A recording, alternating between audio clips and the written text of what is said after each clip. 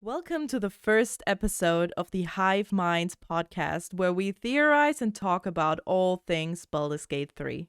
I'm Dorklina or Lena, and I'm very new to anything D&D, and I've only played Baldur's Gate 3 in the game series, and I've been playing since 2 years now, and I'm very excited for the game to come out. All right, so my name's Liz.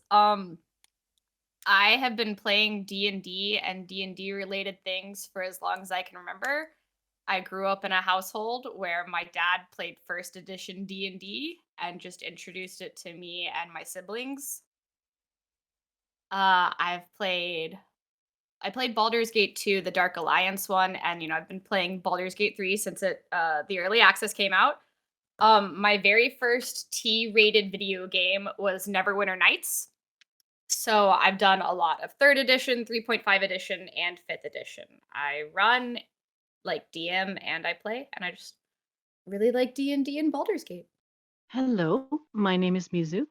I'm somewhat familiar with D&D. I've played a couple of campaigns, but I have not played Baldur's Gate 3 yet, but I have been following its development over the past few years.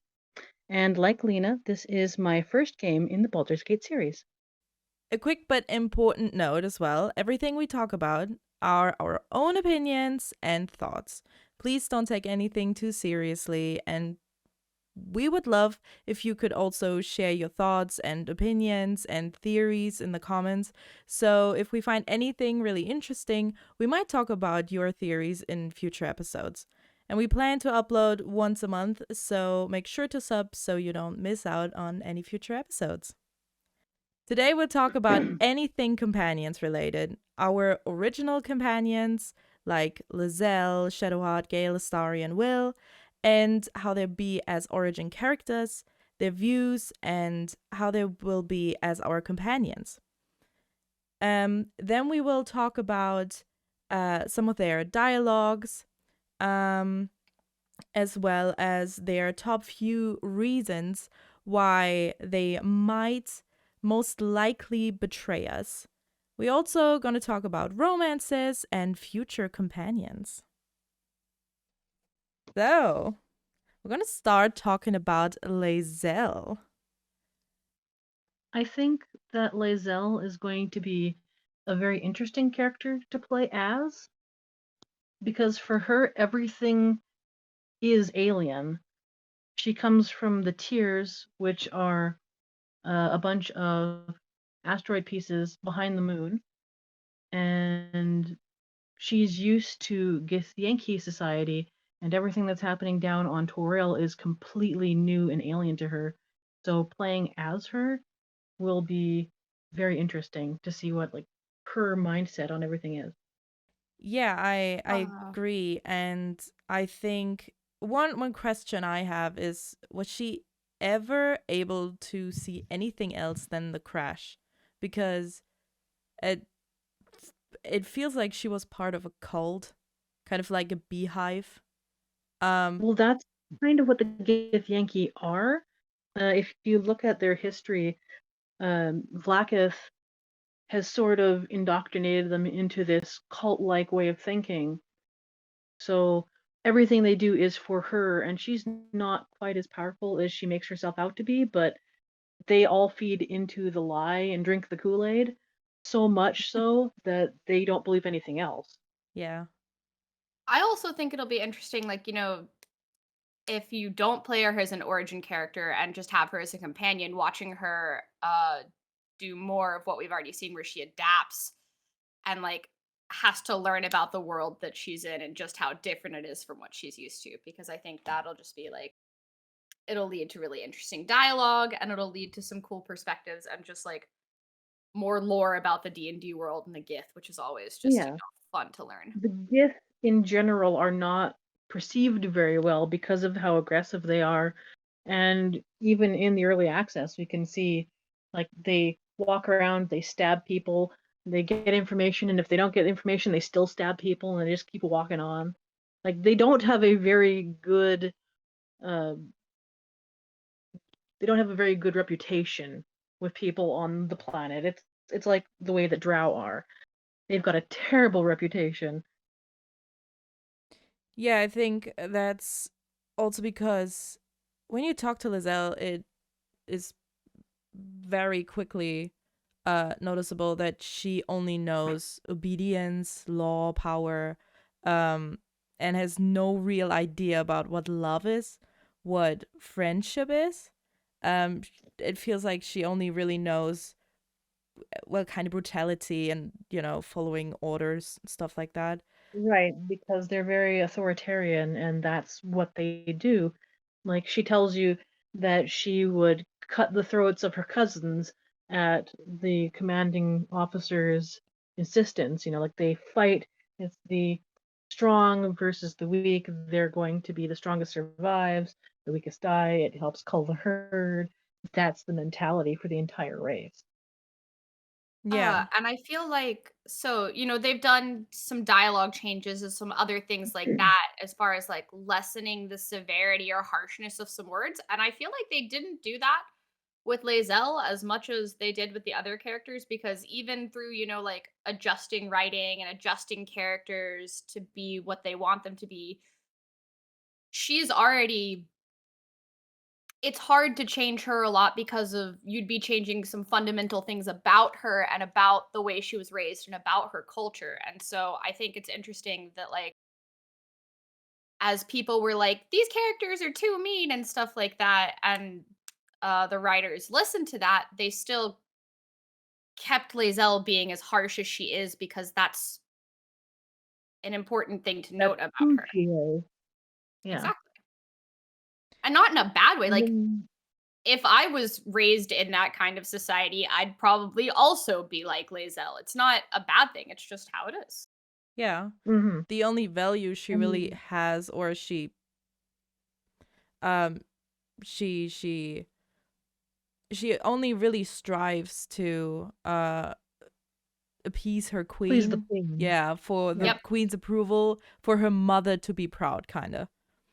And And if you Yeah. don't help her do that, she does not care. 100%. And if you show her that her queen is, well, not her queen, but her people, first of all, I think that's going to be a really interesting, well, kind of plot That's going to point. be her journey, Yeah. is going to find out how bad her people actually are, and then to decide if she wants to still be like that or go her own way. And feel love and companionship and friendship for the first time. Somebody Mhm. who, even if she's brutal to them or mean, that still wants her around and still wants to, I don't know, to travel with her. And maybe, her cold stone heart will break open and feel. She definitely feels, she just feels angry most of the time. True. Yeah.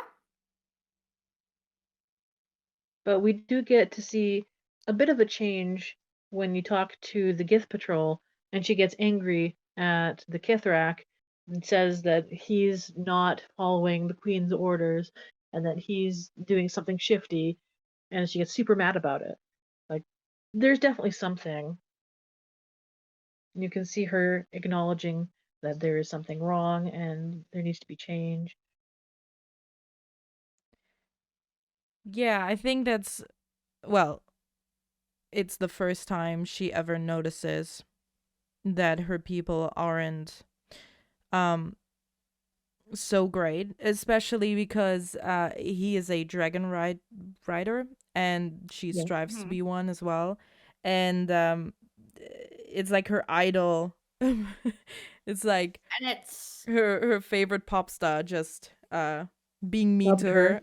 And her Yeah. it's heart hard to breaks. see what you like strive towards, like what you think is the ideal, not be everything it And shapes. Yeah.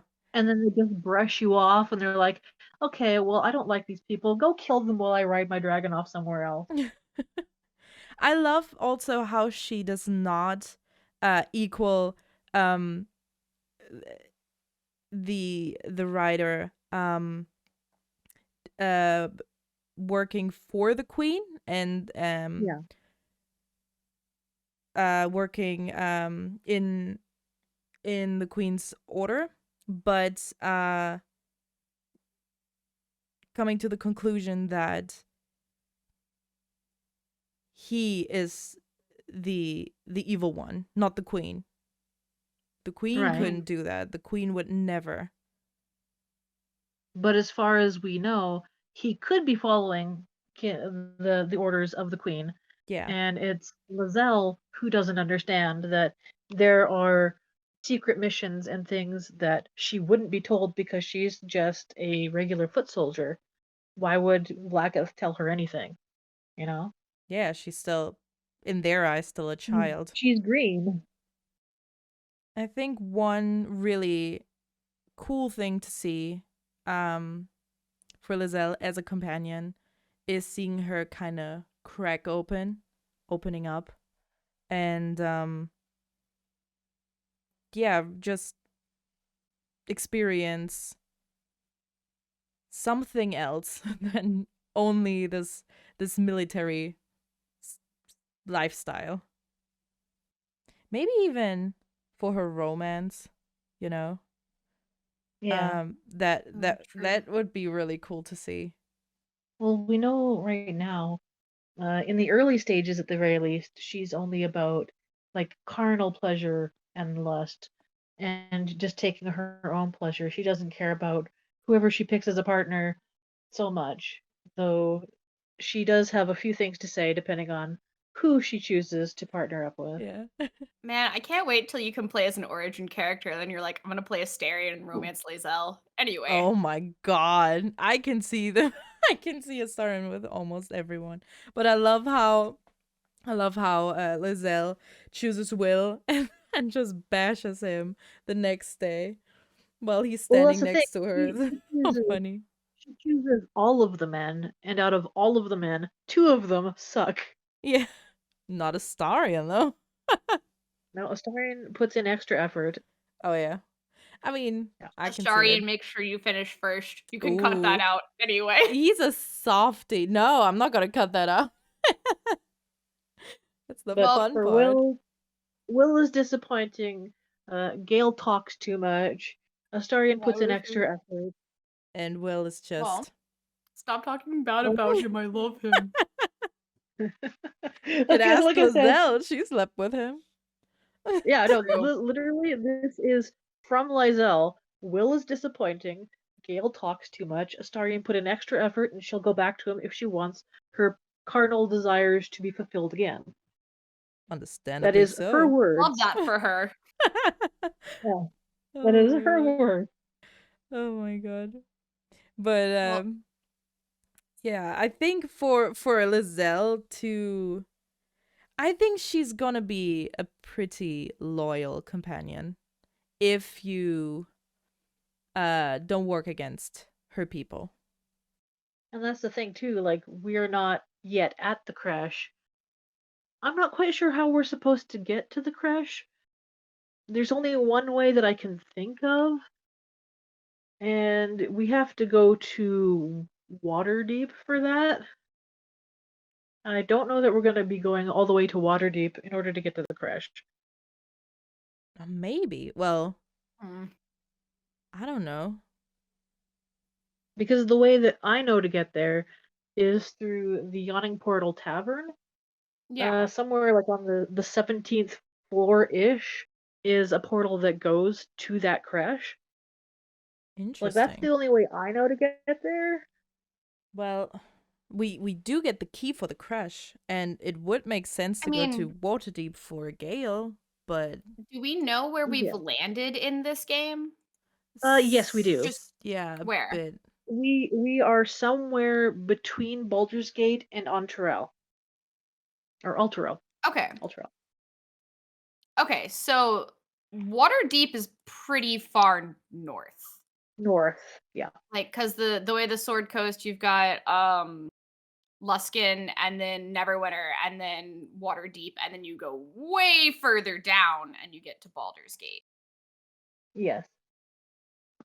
So, and well, like in Neverwinter Nights, we went to different cities because it is called Neverwinter Nights. So most of it was Neverwinter, but you went to Luskan at some point.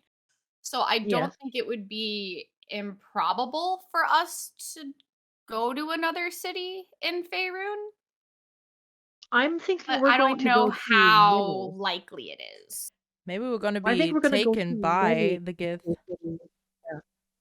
Yeah. We're going to be sent Yeah. by teleportation portals. We've got the system from the Netherese. We're going to get there one way or another. Maybe there's something in Baldur's Gate that can just teleport us there. There probably is, yeah. Yeah, teleportation circles. I'm sure that the oh my god, what are the guild in Waterdeep? Blackstaff. There we go. I'm sure the Blackstaff probably has teleportation circles to every major Faerun city. That would make sense. Yeah. Or say, for instance, if we get more involved with the Harpers, let's say, somebody there would definitely be able to help us out. Oh yeah. I mean, it's even possible that we might run into Elminster or something, you know? I don't know who that is, but yeah. He is a human wizard. He is a Harper, and he is like 1,000 years old. Oh, jeez. Mm-hmm. Yeah. He is also in control of one of the two portals that goes to Earth. His, I think, is the one that goes to Yellowstone National Park. Oh, okay. Yeah. Yeah. Is that the guy who trades beer? No, that's the other one. Ah, okay. That's the. Oh, okay. God damn it. Almost. But yeah, I don't see her betraying us. Just for the sake of betraying us. I think. The only thing that will make her go against us, which we already saw if we attack the Gith, she will, join the Gith and fight us. She'll defend her people. Yeah. Yeah. So I think that's the only thing. Maybe if Shadowheart keeps on doing shit. She's already pretty mad at her for stealing her precious artifact. But that's the thing too. Like, we don't even know. Like, we know that she was sent to take it, but what if she ended up taking it because she was willed to? Yeah. Because yeah. I'd like to think that if maybe Lae'zel loses her faith in the Gith Yankees, she won't betray us for them unless like her mother comes in and is like, "Hey, kill those guys for me." Yeah. I don't think that Vlaakith is going to come all the way down to Toril to talk to her. So Vlaakith shows up and she's like, "Kill your party." No. Yeah. But I don't see that happening. I feel like as the game progresses, there are chances to like make Lae'zel at least think and hesitate before choosing. Yeah, I think so too. Even because she probably never really saw her queen. She only heard about her heard about it. Yeah, and she never really saw her, but she has us as like, her family if she chooses that. And she knows us, she knows we defended her or whatever, Very, very early on, when you do talk to the Githyanki Patrol, you can see some of the hesitation and some of the responses that you get. Like, you can tell her, yeah, like, say this, or say this over here instead, and she'll be like, okay, I'll trust you on this, and then she'll, like, go with what we say. Yeah, it's also so there's definitely hesitation. Yeah, she seems not sure. And the thing is, I mean, you can tell her to not talk, right? And she will not talk. You at least she looks at you, because when you nod to her like continue on, if she wouldn't look for your approval, she would just talk. Right. So there's definitely chances of her turning her back on her people. But yeah, I only really see her betray us if something major happens or we are a dick. And that could happen. Yeah. She's just you like, could just be mean to her. Yeah. Yeah, there's enough times where we'll do something she disapproves of. She could just get fed up with us and leave, you know. Yeah. Oh yeah, and I think if she thinks you're kind of lame, Yeah, yeah. just like Like you're she weak. approves of you doing mean things to people and just being a general dick. She likes that. It's like, okay. Yeah. To an extent, all right, I agree. Okay, do we want to move on to Shadowheart? I think that's Sure. appropriate. Yeah. Okay. Um. Well, for Shadowheart, her as an origin character would be very interesting. Because her thoughts about her lost memories, those are very interesting to me. If she ever gets like well, we see her getting flashbacks, but we can't look in her mind. And like I mean, you could try. yeah.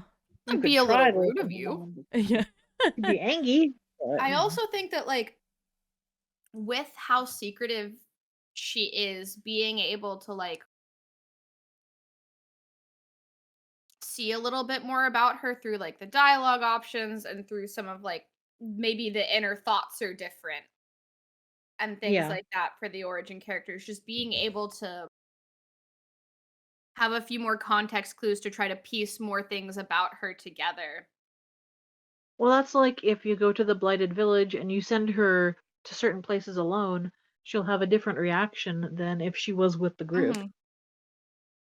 Which is just such a cool little detail that they do things I like love that. that. This game's so good. Yeah. And I think that there's going to be a lot of that with a lot of different characters.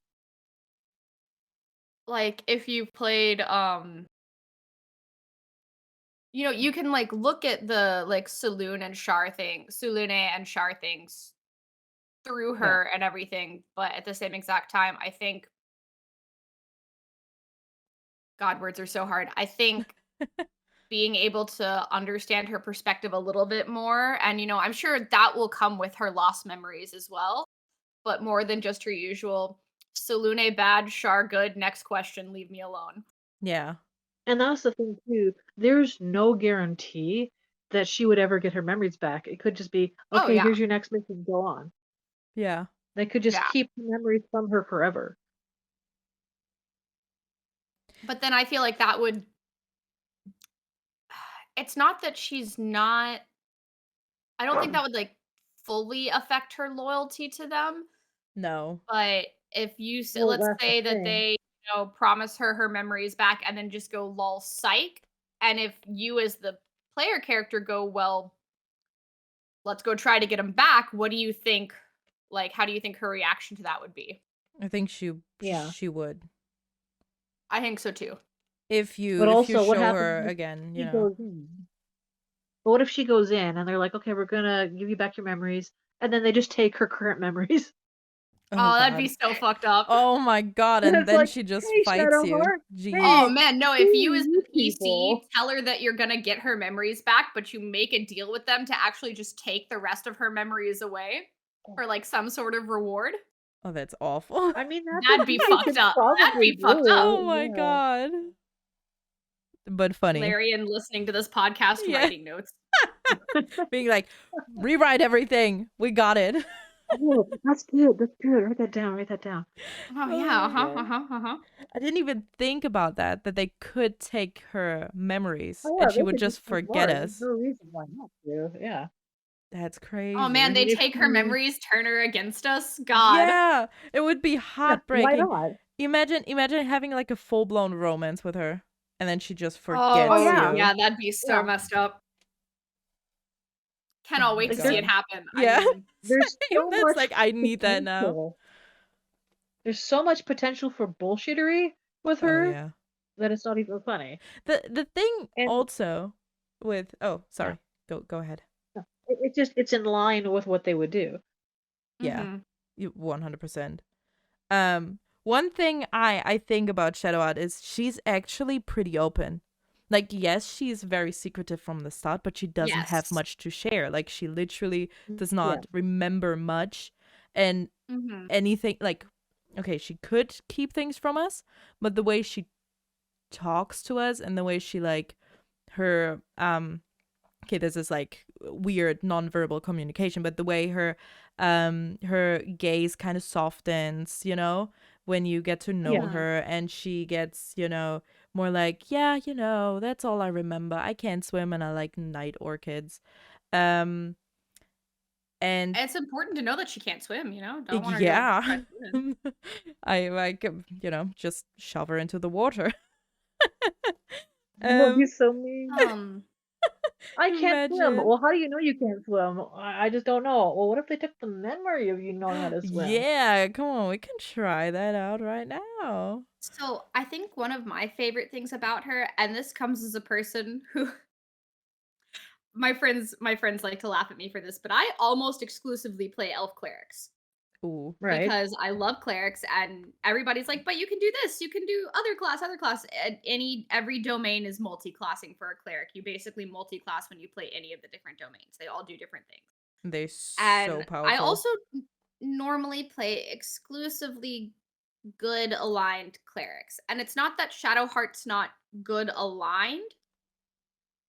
It's that I like that she's a cleric and she still cares, but at the same exact time, she's not like your stereotypical goody two shoes cleric companion that you get in things that's like, oh, I'm just your heal bot, haha. Yeah. Right. And so I really like that about her, that she's got the different like facets to her and the different just take Well, I on a mean, you cleric. look I think at it's which god refreshing. she follows, which is Shar, which wants the destruction of the world, essentially. So it's like, yeah, she's not going to be super happy-go-lucky all the time.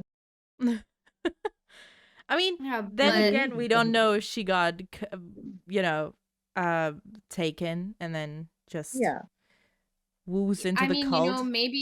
maybe all that's going on in her lost memories is that she's actually a Selûnite cleric, but they kidnapped her, stole her memories, turned her into a Shar cleric. Who knows? Which is something Well, that is totally possible. Yeah.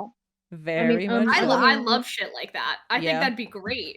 That would be so awful that it But would that's the Oh, be thing. sure, it'd be amazing. so devastating, but really good writing and really good Yes, character development. exactly. And It's imagine her devastation when she gets her memories back and she sees like how many people she killed and what she I did mean, for okay, Mhm. Shar. so I'm playing a cleric in a campaign right now who doesn't remember the first like 100 something years of her life, Oh damn. but has slowly but surely been figuring out that she was like mind controlled mass murderer.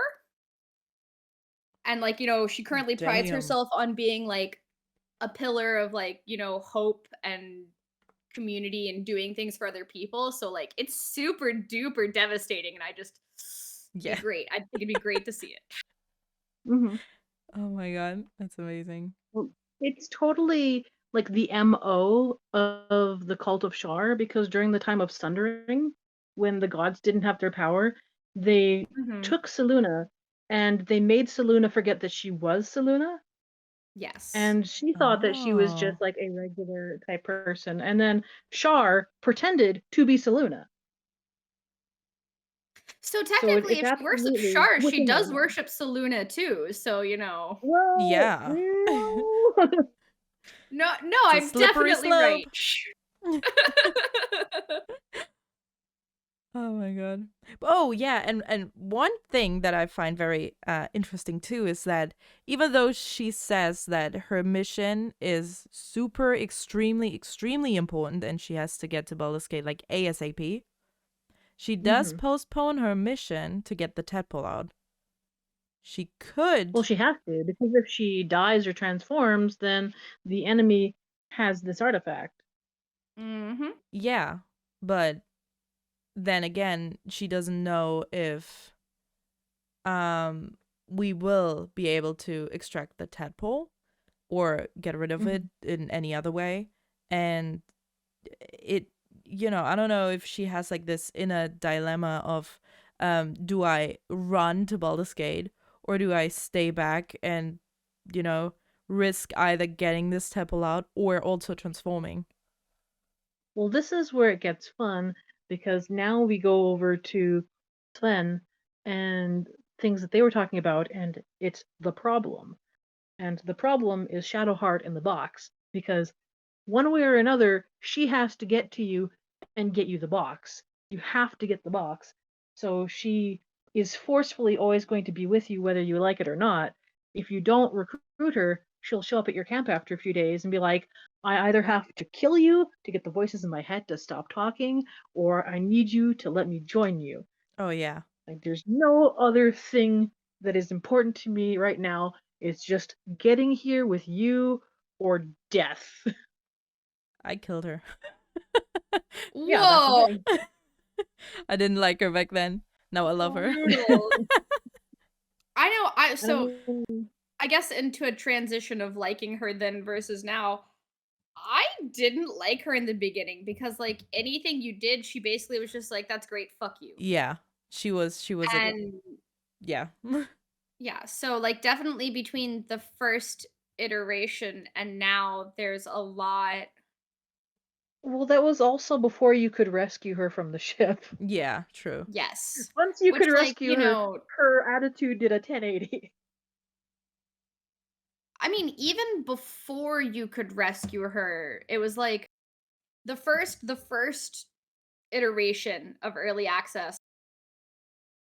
The way my boyfriend still doesn't like any of the NPCs because he's really only played the first iteration, and every single one of them was mean, Right. except like Yeah, they were, especially to each other. kind of If you Gale ever and Yeah. talked kind of to Wyll. them, yeah, if you Everyone else ever was talked to really mean. any of the other characters as somebody other than Tav or Yeah, like whoever you they were were playing as, not they happy. were mean.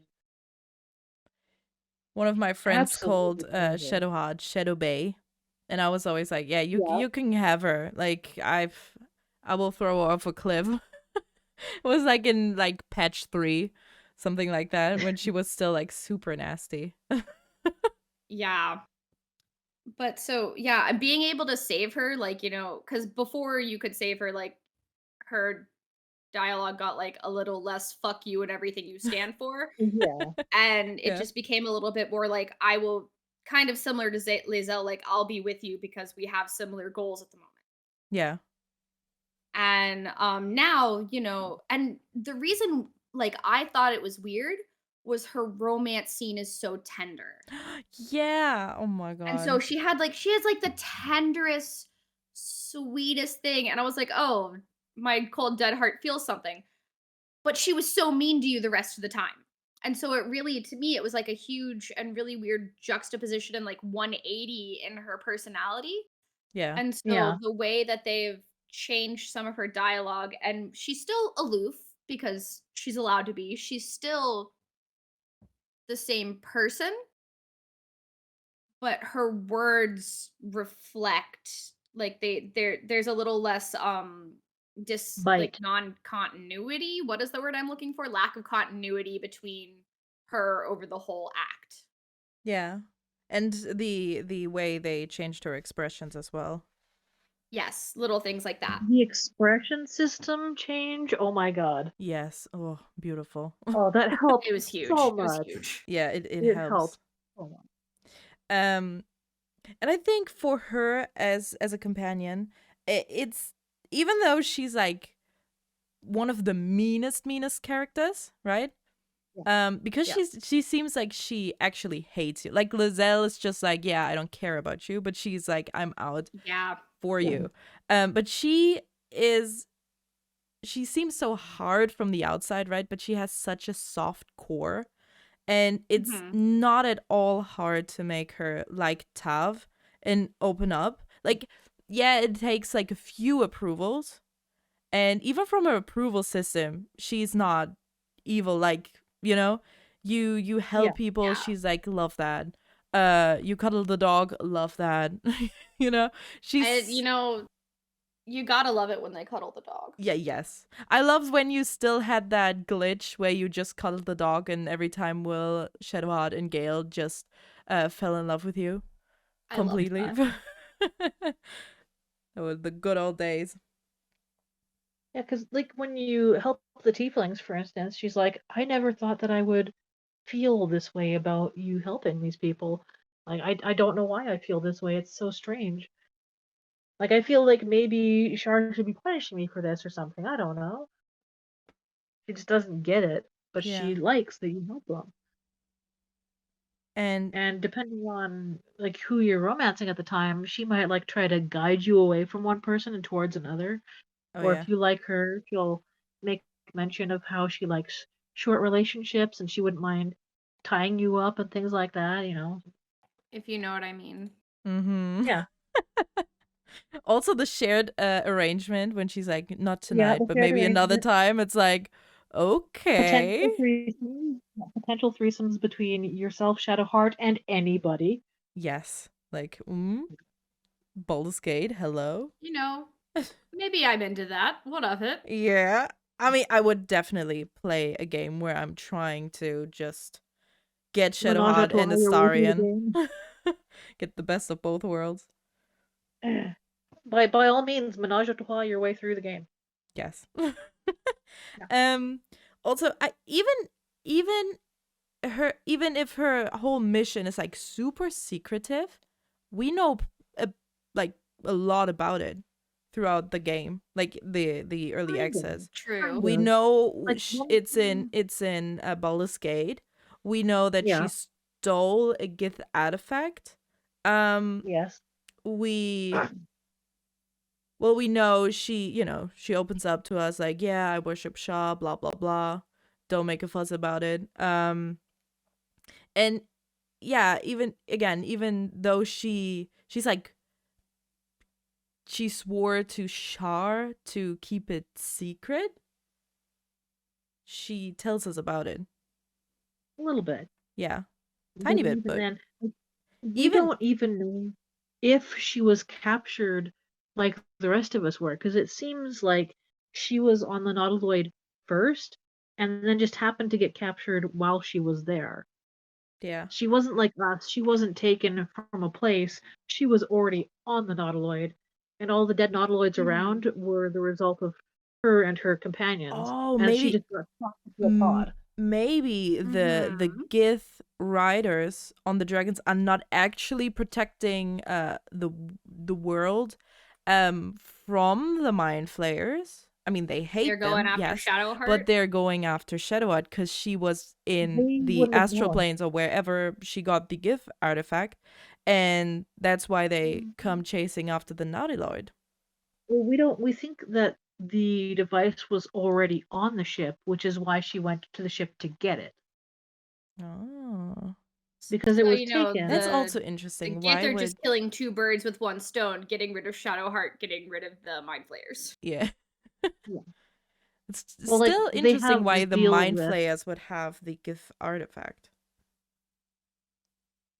yeah, but they did because like Shadowheart and her group had to infiltrate the ship in order to get it, and Mhm. then most of them died, and that's why there's like a whole bunch of dead mind flayers everywhere because it was the result of the fight. And they captured her and Ah, they threw her into a pod and put some arcane ward on it, which in and of itself is weird because they don't do arcane. Yeah. yeah. That is very much against what they normally do. But then again, we've got these tadpoles with shadow magic and netherese magic poured onto it, so we're not really sure anymore at this point. Yeah, And that's before they're not actually mind flayers and they're just doppelgangers that are just oh really my good at their god. jobs.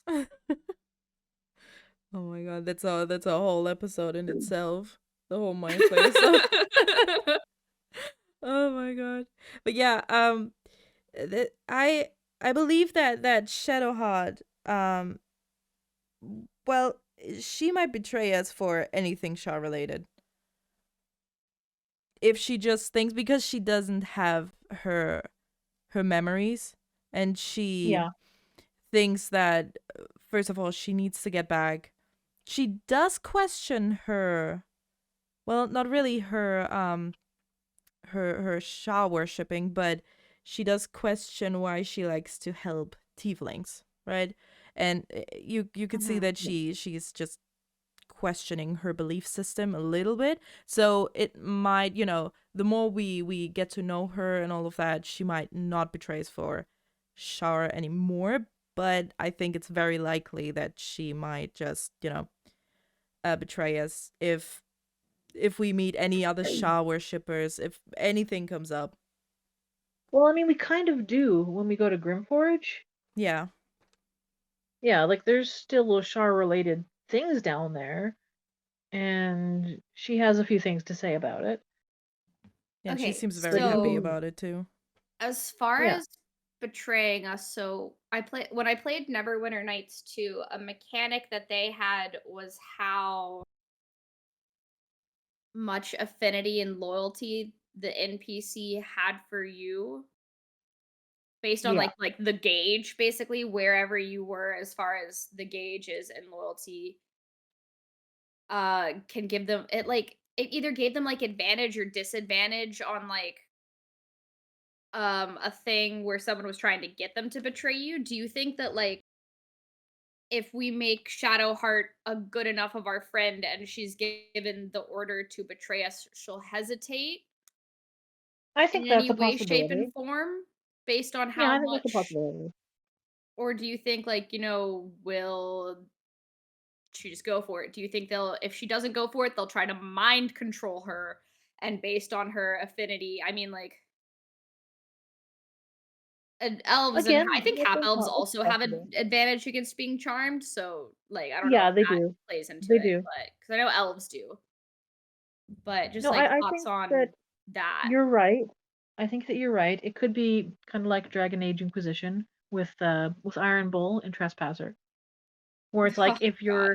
if you're positive enough with a person, then they'll be like, no, I don't think I'm going to betray this person because they've done a lot for me.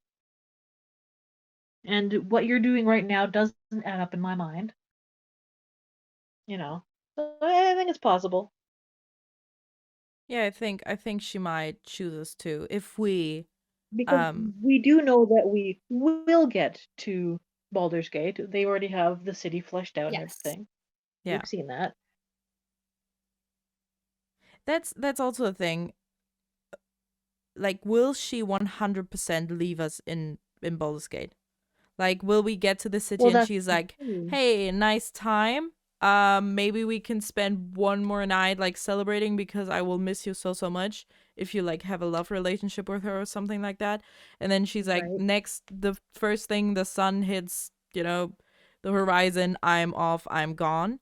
But then she might, But like here's the Lae'zel thing. just leaving the party Mm-hmm. automatically. But If you have the artifact, then she has to take you with her. oh yeah, true. So there's that angle too. Because you can get the artifact from her in a variety of different ways. Oh god, she's like, either And you also come just with take me it or I'm right out gonna of her kill you. inventory. Well, you can take it out of her inventory, but not normally because it's trapped to her body. Yeah, it's bound. It will just go back. Oh, There, I definitely had a fight where she went down and I paused it afterwards, and before I got her back off, I took it out of her inventory. If she's yeah, that's dead, one way to do can it. you take It it? is one way to do it. Yeah, if Ah, she's okay. dead, you can. Yeah, Okay. Yeah, makes sense. but you can also give it back. So Yeah. Really? She's like, "Hey, give me my thing Mhm. back." Oh, okay, interesting. if you take the artifact from her at the beach at the very beginning, you can give it back to her. Oh, Yeah. okay, interesting. Well, wait, you can't take it from her on the beach? Yeah. But then the Yeah. artifact chooses because she's not dead. So the artifact Yeah, right. chooses you It and can. Yeah, binds to you. Oh, that's interesting. Okay. that's like we were saying. The artifact has a will of its own, Yeah. Mhm. So and if it interesting. chooses to be with you or anybody else, then that's their business. And then Again, Shadowheart has to deal with that person having the artifact and bringing them back to the cult. artifact Romans 1. And and however they manage to separate you from that artifact is your business and theirs. Yeah. God, I mean, what imagine. if I think. they Oh kill Shadowheart? wait, yeah. What if they Imagine. kill Shadowheart to get him? Yeah. No, I think. Okay, wait. I know how we have to play this. You have to have the artifact. She has to bring Okay. you to the Shah worshippers. They want to kill you to take the artifact. She's gonna be like, hell nah, you're not gonna kill my friend. And then, bam. There we go. Even if they did, you've got probably scrolls of revivification. So Yeah, but I don't think she will be like, okay, I will just, let it revivify you. happen. But Yeah. she will probably be like, I will even kill my cult peers. However you would say that. The other cultists. Yeah, cult members. If they threaten us. Well, Yeah. but that's the thing. Then she got all the way over to Baldur's Gate, done her mission, and then she's like, nope, actually, you know what? Fuck you. Then she'd still have to stay with us because we still have the tadpoles in our heads. True. Because That's we know so at this interesting. point that things like heal, which would be able to take out the tadpole normally, aren't going to work on us because it's protected from magic and it's protected from physical stuff. We have to figure out a different way to get rid of it. And they're Or not going to be control able to it. help her. Yeah. Or control it. But it's like, they're not going to be able to help.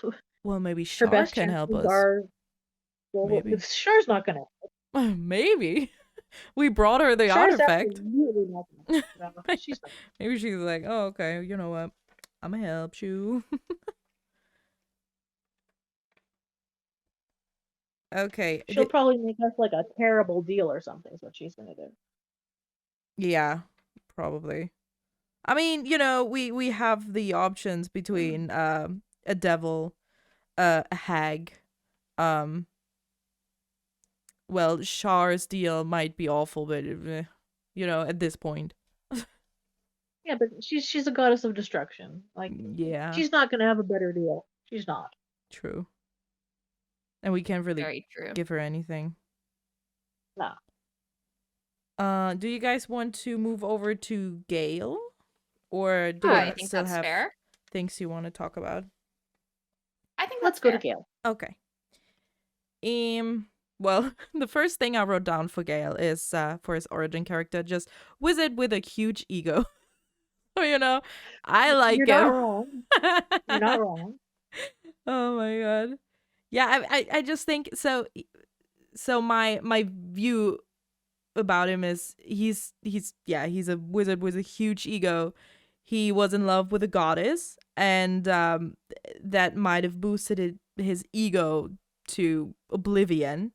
And when she, when she broke up with him, he was like devastated, but also like, but I deserve you kind of feeling. That's what, Something. So it's a little cringe there, Gale. Yeah. And then he got humbled really, intensely by his bad try because he was like, I'm the best wizard alive. And yeah. And then she took his powers, so yeah. And what will be interesting to see is his constant fear of exploding, right? Yeah. Gale And- doesn't betray you, he just explodes Yeah, and he's does just like, 8d8 damage boom. to the party. Imagine if he is just a glitter bomb. Actually, it was a pretty early on end game screen where if you killed him, after about 3 or 4 days, you would get game over because he exploded and took everything with him. Oh, interesting. I tried that in my modded playthrough and nothing happened. I waited for a few days. It was in there in an earlier patch. And I thought that was really funny. Like, it was really cool. So we No, probably that's gonna hilarious. get that I love back. that. Yeah. If you so don't take him have with to you. bring him back to life, otherwise, boom, game over. Yeah. I mean, he also goes to the House of Hope when you don't give him any You don't feed him, yeah. magic to eat. But one additional thing that I think will be extremely interesting, because he tends to be this like good boy, right? This good wizard. Because he has to steal and kill for powerful magical items. Yes. Yeah. And see that playing out when That's the thing he is the too. one having to do it and not others. You know, when you play Gale, he can't ask you to do his dirty work. Well, that's one thing. Like when he got his Netherese orb, we don't know how he got the book that had the piece of Mystra in it. He could have purchased it. He could have stole it. He could have killed to get it. We don't know.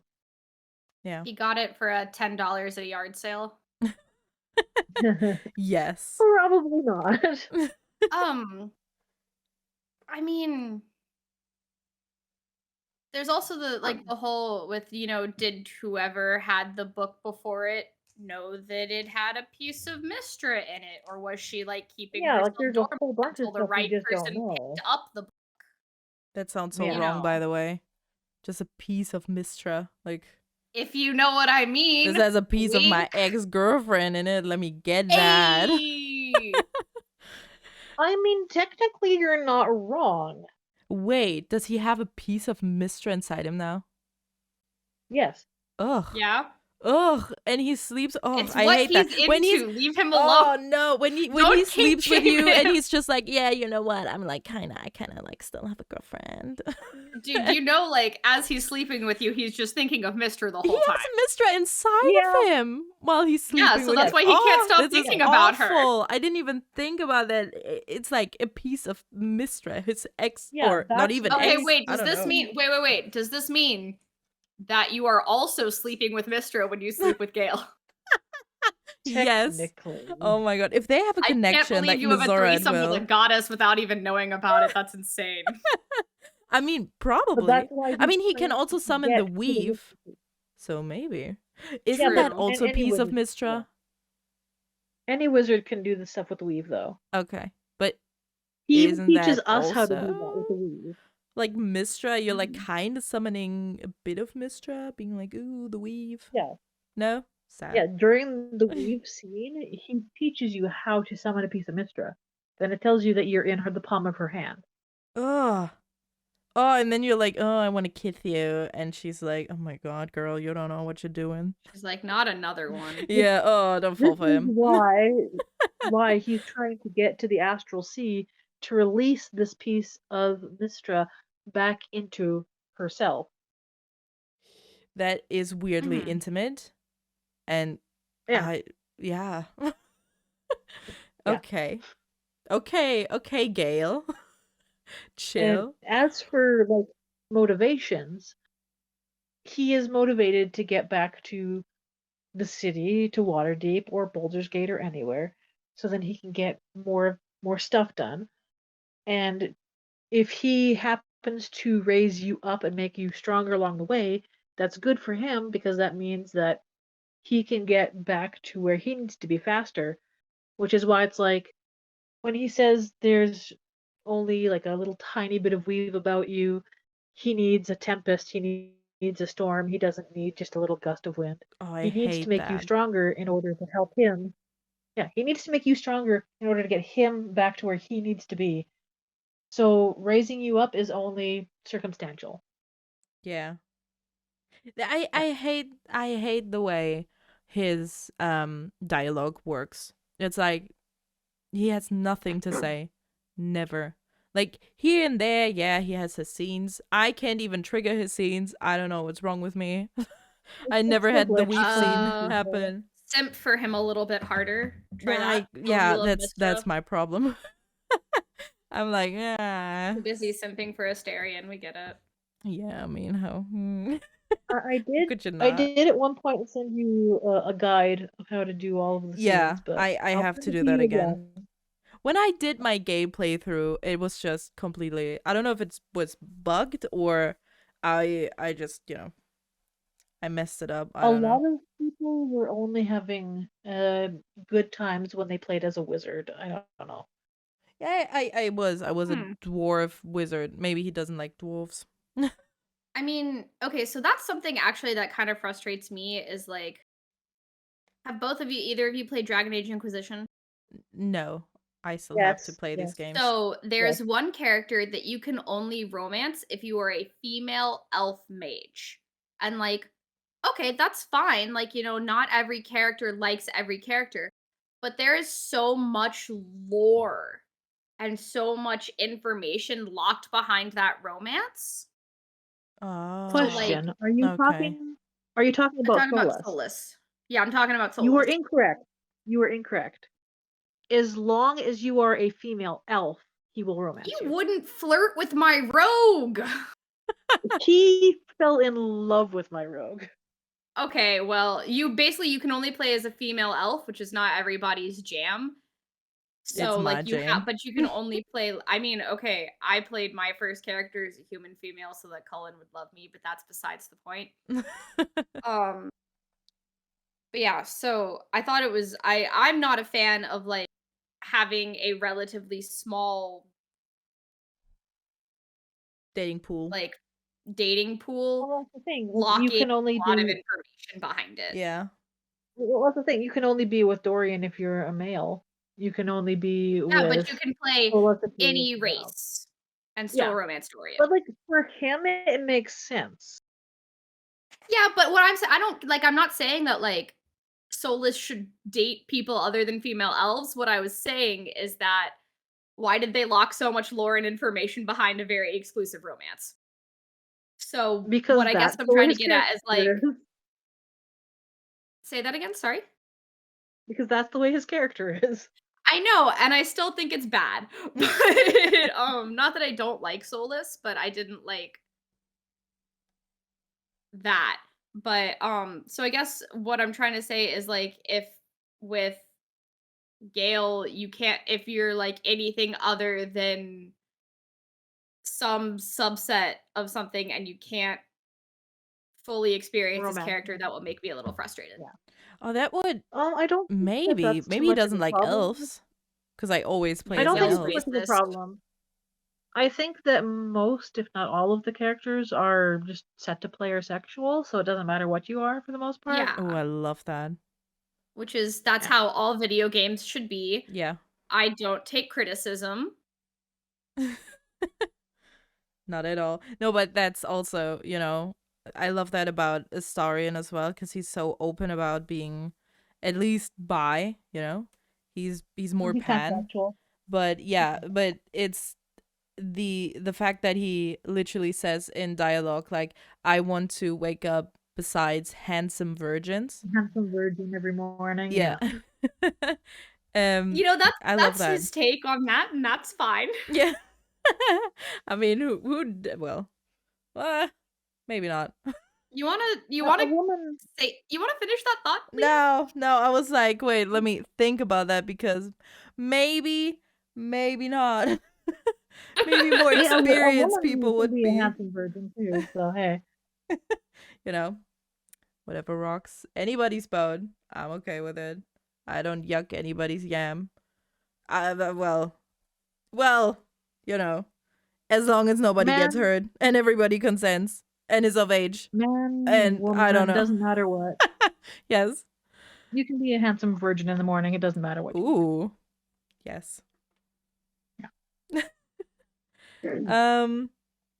But yeah, for Gale's Gale is a He's companion. kind of just a dick. He's kind of a dick. He is. I mean, it's something for him. I made some notes for his betrayal stuff, right? And I wrote down, I don't really know when he will betray you. I know you can, if you're evil, you can still make him stay. If you don't give him powerful items, he stays. He's just pissed at you. That you're not doing what he wants you, not doing his dirty work. And I don't know what will take him to the point of, being like, I want to betray you. But there's something so fishy about him. Something just in my intuition telling me, he will betray you so easily. I don't know what it is. Don't know He just gives off the why vibe. or when. One. Yeah, he's just like, he feels not too nice, but he feels like masking himself in a way. He's He likes too perfect for the situation. Of course, you would come across a wizard who just so happens to know these things and just so happens to want to help you, And leaving and you in just a so happens pile to of your have the own help of a blood. goddess. Like, Yeah. what are the odds? Yeah, the one human who romanced, the wizard who romanced literally magic. Which, okay. Yeah, it's a little too, like, his presence is a little too good to be true. And then he doesn't talk to you. Normally, he's just like, yeah, I have a cat. I like a glass of wine. I have a library, and I like to write some poems sometimes. And then he's just like, yeah, and that's all you need to know. Bye. It's just, okay, sir. More, please. And he also insults you straight off the bat when you meet him. I hate that. Yes. And then I was a wizard for the first time. I'm like, I'm gonna romance you. I'm so excited to see what you're telling me now because I'm actually a wizard now. So you're gonna be like, hell yeah. And he's just like, you're staring at me like a Rashimi on a blackboard. You aren't a wizard, are you? It's like, no, sir. I What the actually fuck? am. And it's like, you and your little wizard robes and your little name tag that says I'm a wizard. And you're like, but Yeah, but I'm a But I wizard. am I am a we're great both wizard. level 1. Okay, we're both level 1 here. I don't want to hear you thinking Yeah, you're it's- a better wizard. Oh than my me. god. Him being like, yeah, my Igni is better than yours. And the thing is, like, a lot of people don't realize necessarily that he's making quite the dig at them because they don't know what Rashimi are. And like the first time I heard it, I was like, I've never heard of this. Like, what is this? Because like later on, Astarion also is like, it's like Rashimi. This language might as well be written in Rashimi that's on my back, and it's like, okay, The this is the second Oathbreaker, time I I've think, heard says something Rashimi. about Rashimi too. Sorry, but just Yeah. came to my mind right now. So I had to like go back and take a look at them, and it's like, oh, okay, it's this race of warriors who pass down their history through vocalizations like song and word of mouth, but not written down. So it's like when he's talking about you're like a Rashimi staring at a blackboard, it's because they're like illiterate, essentially. Yeah. Oh So he's my just being god. an asshole. Yeah, so he's being an asshole. So he's just elitist. Oh yeah. Definitely. Like huge ego. As I said. Huge ego problems. Yeah. Oh my god. No. I mean, if I fucked a goddess, I'd have an ego too. True. Honestly, if you made a goddess fall in love with you, damn. Well, she obviously didn't fall in love with him because she left him. True. She was going friends with benefits, but he's in denial. I mean, if Yeah. you're a goddess and you're just like, just gonna have He this got human boring. for a little while and then I go back to the gods and goddesses. He got boring. That's all that happened. He got too boring and she left. Yeah. Yeah, I respect her. Yeah. I'm thinking about if I have anything else on him.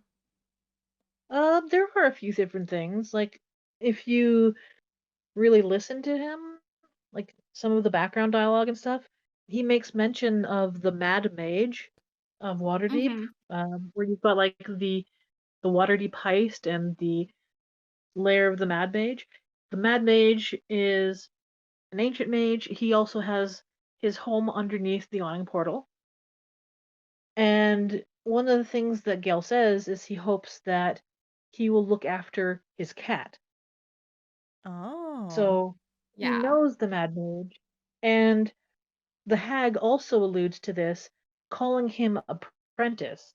And we know that the Mad Mage will occasionally have apprentices down in the yawning portal in his maze. And it seems like perhaps they do know each other because he feels well enough about him to take care of his Trissum. So he's probably doing some research down underneath the awning portal with the Mad Mage. He's definitely gonna turn out to be a villain. I'm sorry. And I can't like wait. all the Gale stands are like, how dare you? Stop bashing him. He's definitely not like I would- a good okay. guy. I think it'd be great if he's like for sure going to betray us because Yes. like there's just something a little spicy. Like my favorite character in Neverwinter 2, Neverwinter Nights 2, you can't stop him from betraying you, no matter what you do. Yeah. And so I think that, like, there is an aspect of frustration to that, of like, you don't want a character to betray you, but like, it's completely in character for him to just be like, ha, peace, and like leave you to die somewhere if it stops helping his Yeah. mission and what he's trying to do. Yeah. Not because he's a bad person, but because he's got his goals and his motivations, and that's what he sticks to. Like, Gale could betray us, but like, if we treat him well enough, I don't think that he necessarily will. Yeah. Much like with Yeah. Shadowheart or like Lae'zel, if you like treat them with a certain monicum of respect and do some things that they like, then they'll be less likely to turn. For sure. I just feel like And it's not like there's a ton of items that we can feed to him that we're not going to use, so. true. Yeah. I feel like there's a certain, I guess if you talk about like the meter, I feel like you have to have a bit more approval with him Yeah. to make him not betray you, as opposed to some of the other companions, I guess is the best way I can put it. Yeah, there's It definitely there's does something take him a fishy. little while. It takes him a little while to trust you enough to tell you about his story if you don't run off. He will tell you Mhm. even if he hates you. Because I had a lot of playthroughs where I didn't even talk to him and he was like, I gotta tell you something tomorrow. Yeah. So he Like, will if you tell do you. enough At that stuff point, it's just that he dragging. likes, yeah. But if you do enough stuff that he likes, then he'll tell you things. Yeah, You know? definitely. The And, thing is, I like, little think things that you talked about with other characters too. in like patch 4 or something like that, Yeah. he asked me, or was it might have been my private playthrough, I don't know anymore, but in like the early access, he asked me to steal the idol of Sylvanas to feed it to him. I was like, sir, what? No. Yeah, he asked I me mean, to it steal is the idol of powerful. Sylvanas. I would not It give is a that to powerful him. item. And I did not have it in my inventory. Like, he wasn't like, oh, I see you have a magical artifact with you, like he does now. He was just like, oh, there's like a magical artifact around. It's like the Idol of Sylvanas. Like, you should get that for me. It's like, how should I get that for you? It's guarded by a lot of Yeah, druids. let me just kill everyone. Let me, in my good playthrough, just kill everyone in the Druid Grove and get that for you, buddy. I I was mean, able to sneak it away. Like, don't ask me how. It took a lot Arabella, of stuff, but I was Arabella able to just got take it, locked sneak up it, for and just send it off to the camp and then give it to him. But that was crazy. Yeah. It's absolutely possible to steal it pretty easily, but it's like Arabella just got locked up for trying to take it. And now you want us to take it? Like, we're supposed to be getting Yeah, good with these guys. What's up with you? we're Yeah. more capable than a child, so clearly we could do it. Yeah. You can. Not that you should. Yeah. Or easy. You can't do it easily. I also I say that every time I talk about Gale. Every single time I have to bring it up because it's weird to me. It just is completely out of line with any other infected person. But when we first meet him, we do not connect tadpoles, and that either now we know that our tadpoles are all infused with Netherese magic. He has Netherese magic in him, so he might be more able to control his tadpole. He also is able, like, I think Mizu told me about it, like the wizards, they have like more mind control than other classes. But the power of these tadpoles are will breaking. So it's so weird to me that we do not connect tadpoles first thing when we meet. Like everybody else. Yeah, it's like they're at least when I get to Gale, I at least have a full party. Like, I have Astarion, Lae'zel, and Shadowheart with me. So there's like 4 Wyll breaking tadpoles next to him, trying to get into his brain or not. And he's just like, oh, yeah, I remember the incision of this tadpole. It was horrible. Like, he's just talking about it as if I mean, he wasn't there. so fortitude, will, and reflex are not stats in 5th edition. You just do like a charisma save, a strength save, blah blah blah blah blah. But in 3rd and like earlier editions, you had stats called fortitude, strength, and will.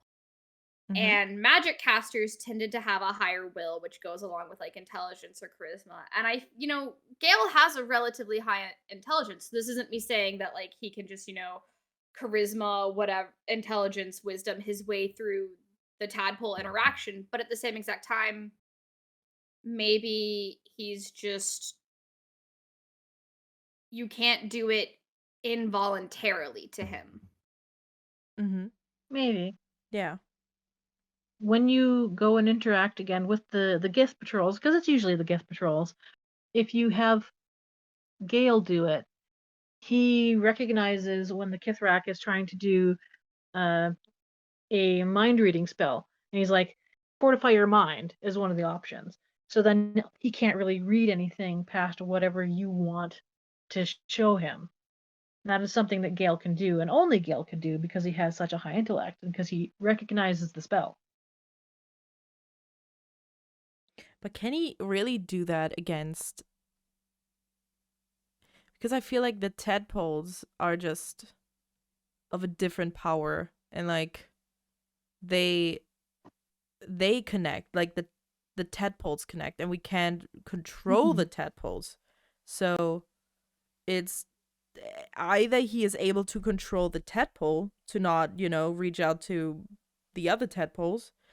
Because it's not, I don't know if it's really our minds connecting or the tadpoles like connecting but also being connected to us.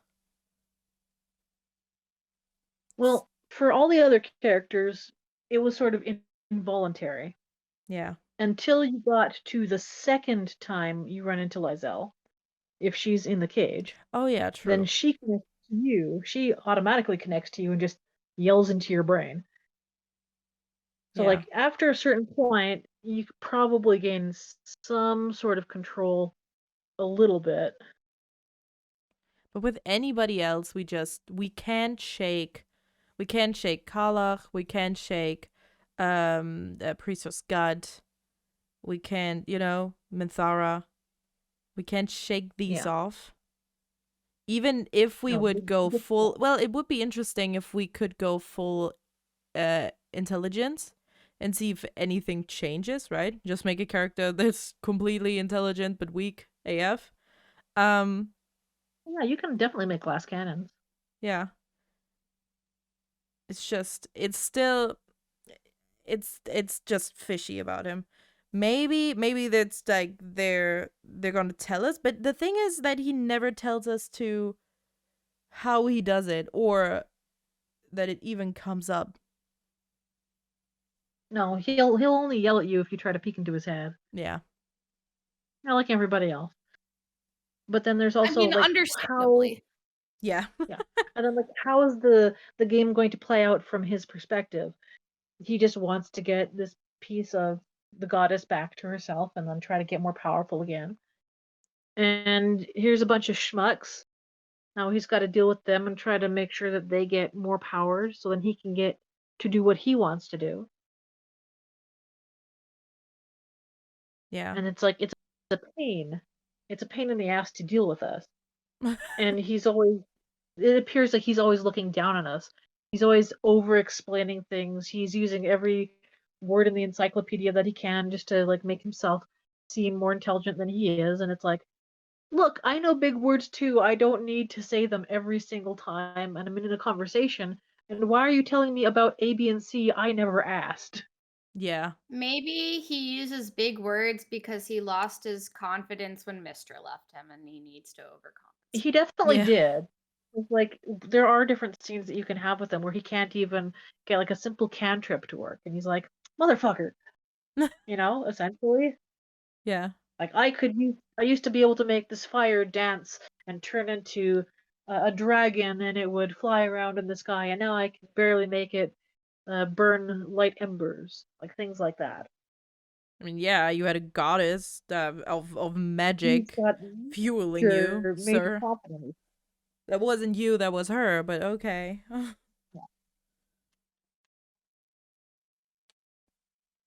Do we still have anything about Gale, or do we wanna move? I think we've talked about Gale for a little while. I think we're safe to move on to your best boy. To Dorian. I have the most notes for him, of course. Wait, really? Yeah. No way. I would assumed you'd had the most notes about any other character. Yeah, right? Anyone else? I'm afraid we're gonna have to double team you on this one, Liz. No, I also love him. I don't think you guys understand. All Well, right, but we know you everybody. love Gale more. Everybody who's listening has now found out that we're all desperately in love with Astarion. The end. They knew about me already. Yeah, but now they know we all are. Yes. Our secrets are out. I think the funniest thing was when I stumbled across Baldurs Gate 3, it was because of Astarion edits and like I think because of MMO Girl actually and her video about the patch 3 Kiss. I was like, I need this game right now. But oh no, actually funnily, I have a lot of friends on Twitch, and when the game came out, I saw Tibbs play Baldur's Gate 3, and I was like, who is this jackass in the white hair? Like, he is so he is so into himself. I hate him. Why is he so sassy? What the fuck is wrong with him? I hated him. And she was just like, no, you don't understand. He's like, he's the best. Please believe me. He's beautiful. He's gorgeous. Give him time. And I'm like, no, I hate him. And then a few months later, stumble across some videos. I'm like, oh shit, hello. And then the comments were so funny. It was just people like, this game isn't even out, and this man has a whole army of Sims already. Beautiful. And to that point, like if you look on just YouTube in general, you can find me in the comments somewhere on most videos that have Astarion in it. Like no joke. You. Like 85% or more, 85% or more of all of the videos with Astarion have me in the comments. I love saying hello to you when I find you.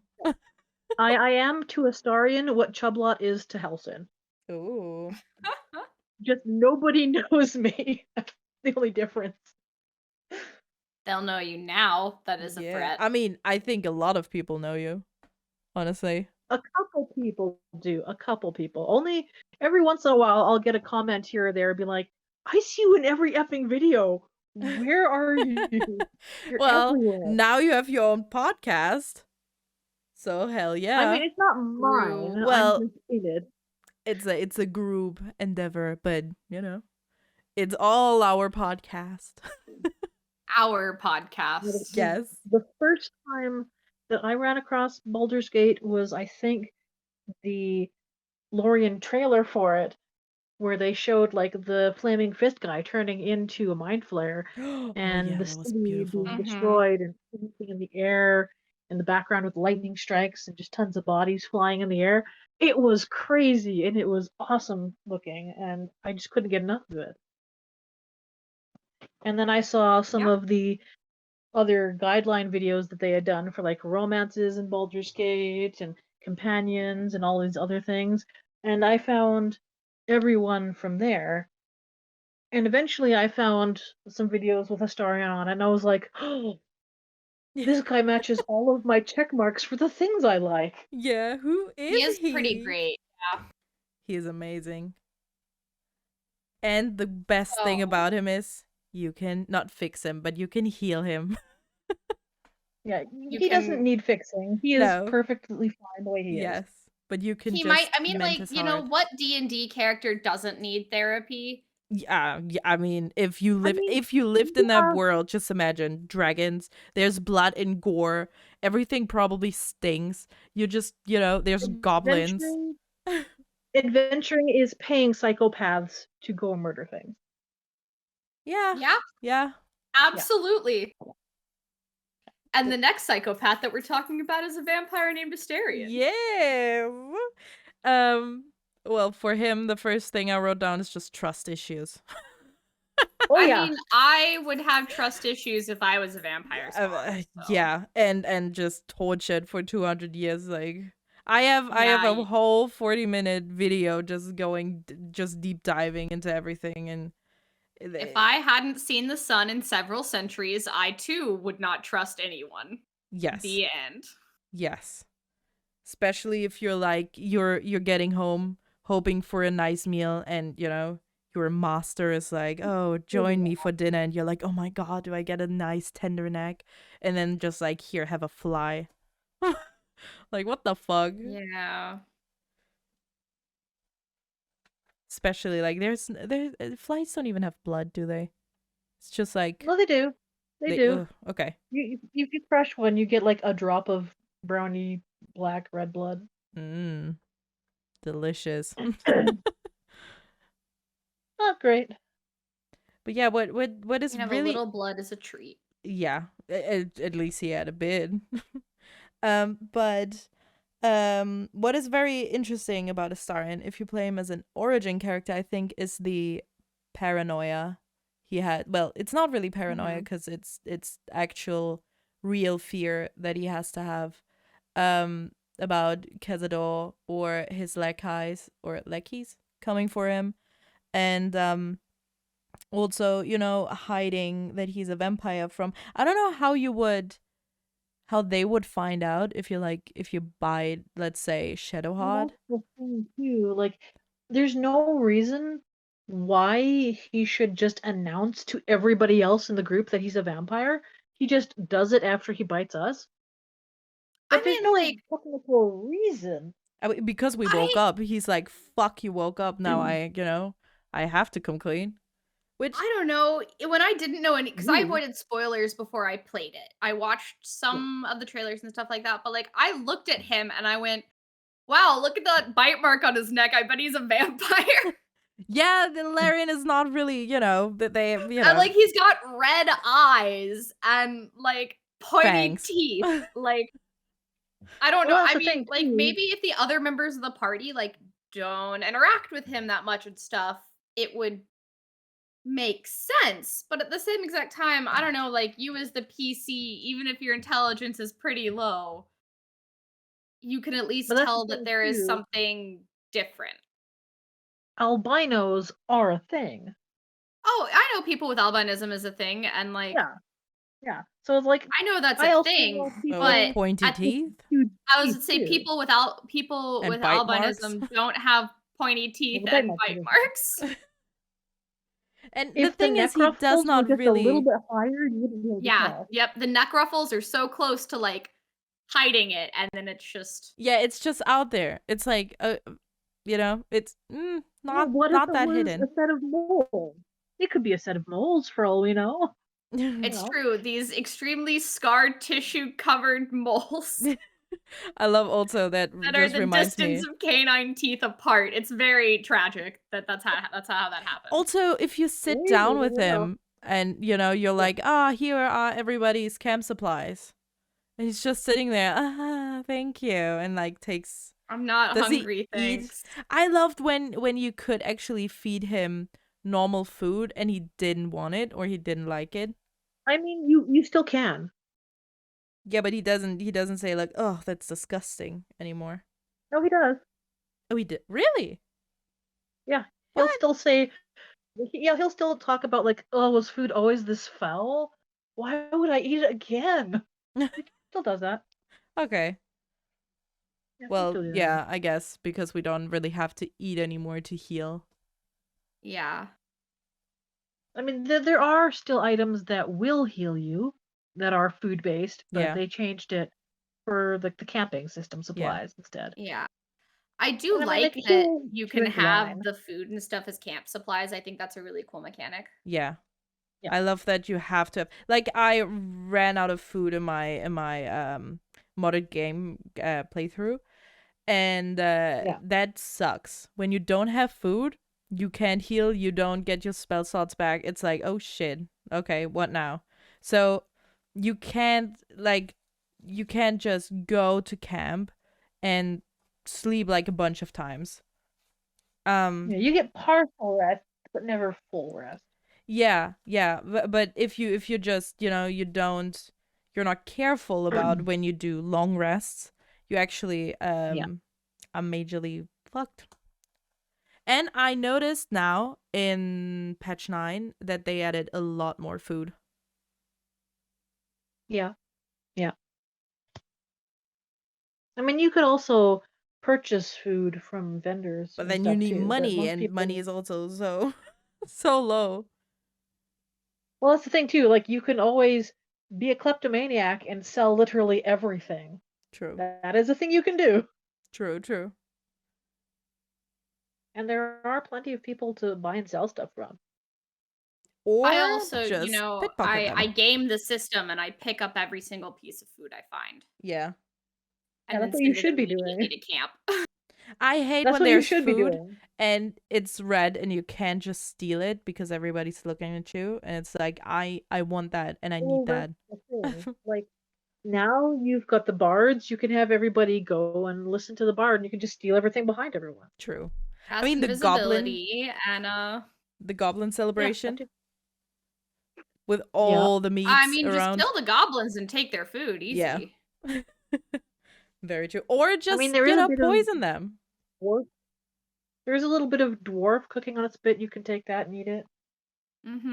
I prefer the pig, but Yummy dwarf. But so Astarion. Yes.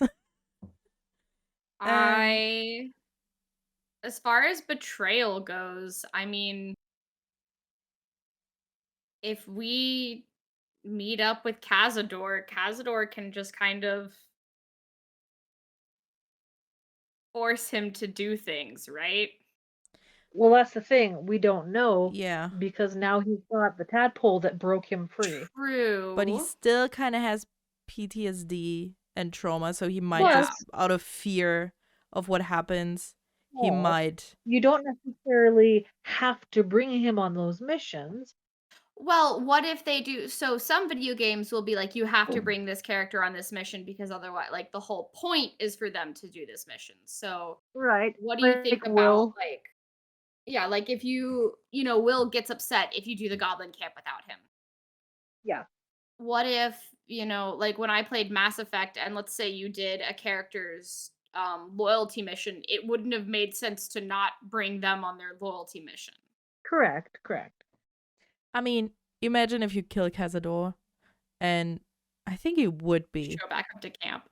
I think he would be. I feel like he'd probably be pissed if you like showed up and you were like, "Hey, I killed Cazador," and he was like, "Without me?" Yeah, like what? I think he'd be ecstatic. He'd be free. That's all he cares about. Yeah, but I still think. But at the same time, the revenge. Look me in my eyes and tell me he doesn't want revenge? Yeah. Yeah, he does. Yeah, I feel like. But that's the thing. If you don't kill Cazador, or you make it, if you don't kill Cazador at all, he's gonna not be happy with you. That would definitely be his betrayal point. Just go up there and be like, "Hey, I'm buddies now with Cazador," and he's like, "What the fuck?" Yeah. There's definitely other people that you can deal with aside from Cazador that would probably hurt Cazador, and I think he would definitely be down if you helped those people instead. Yeah.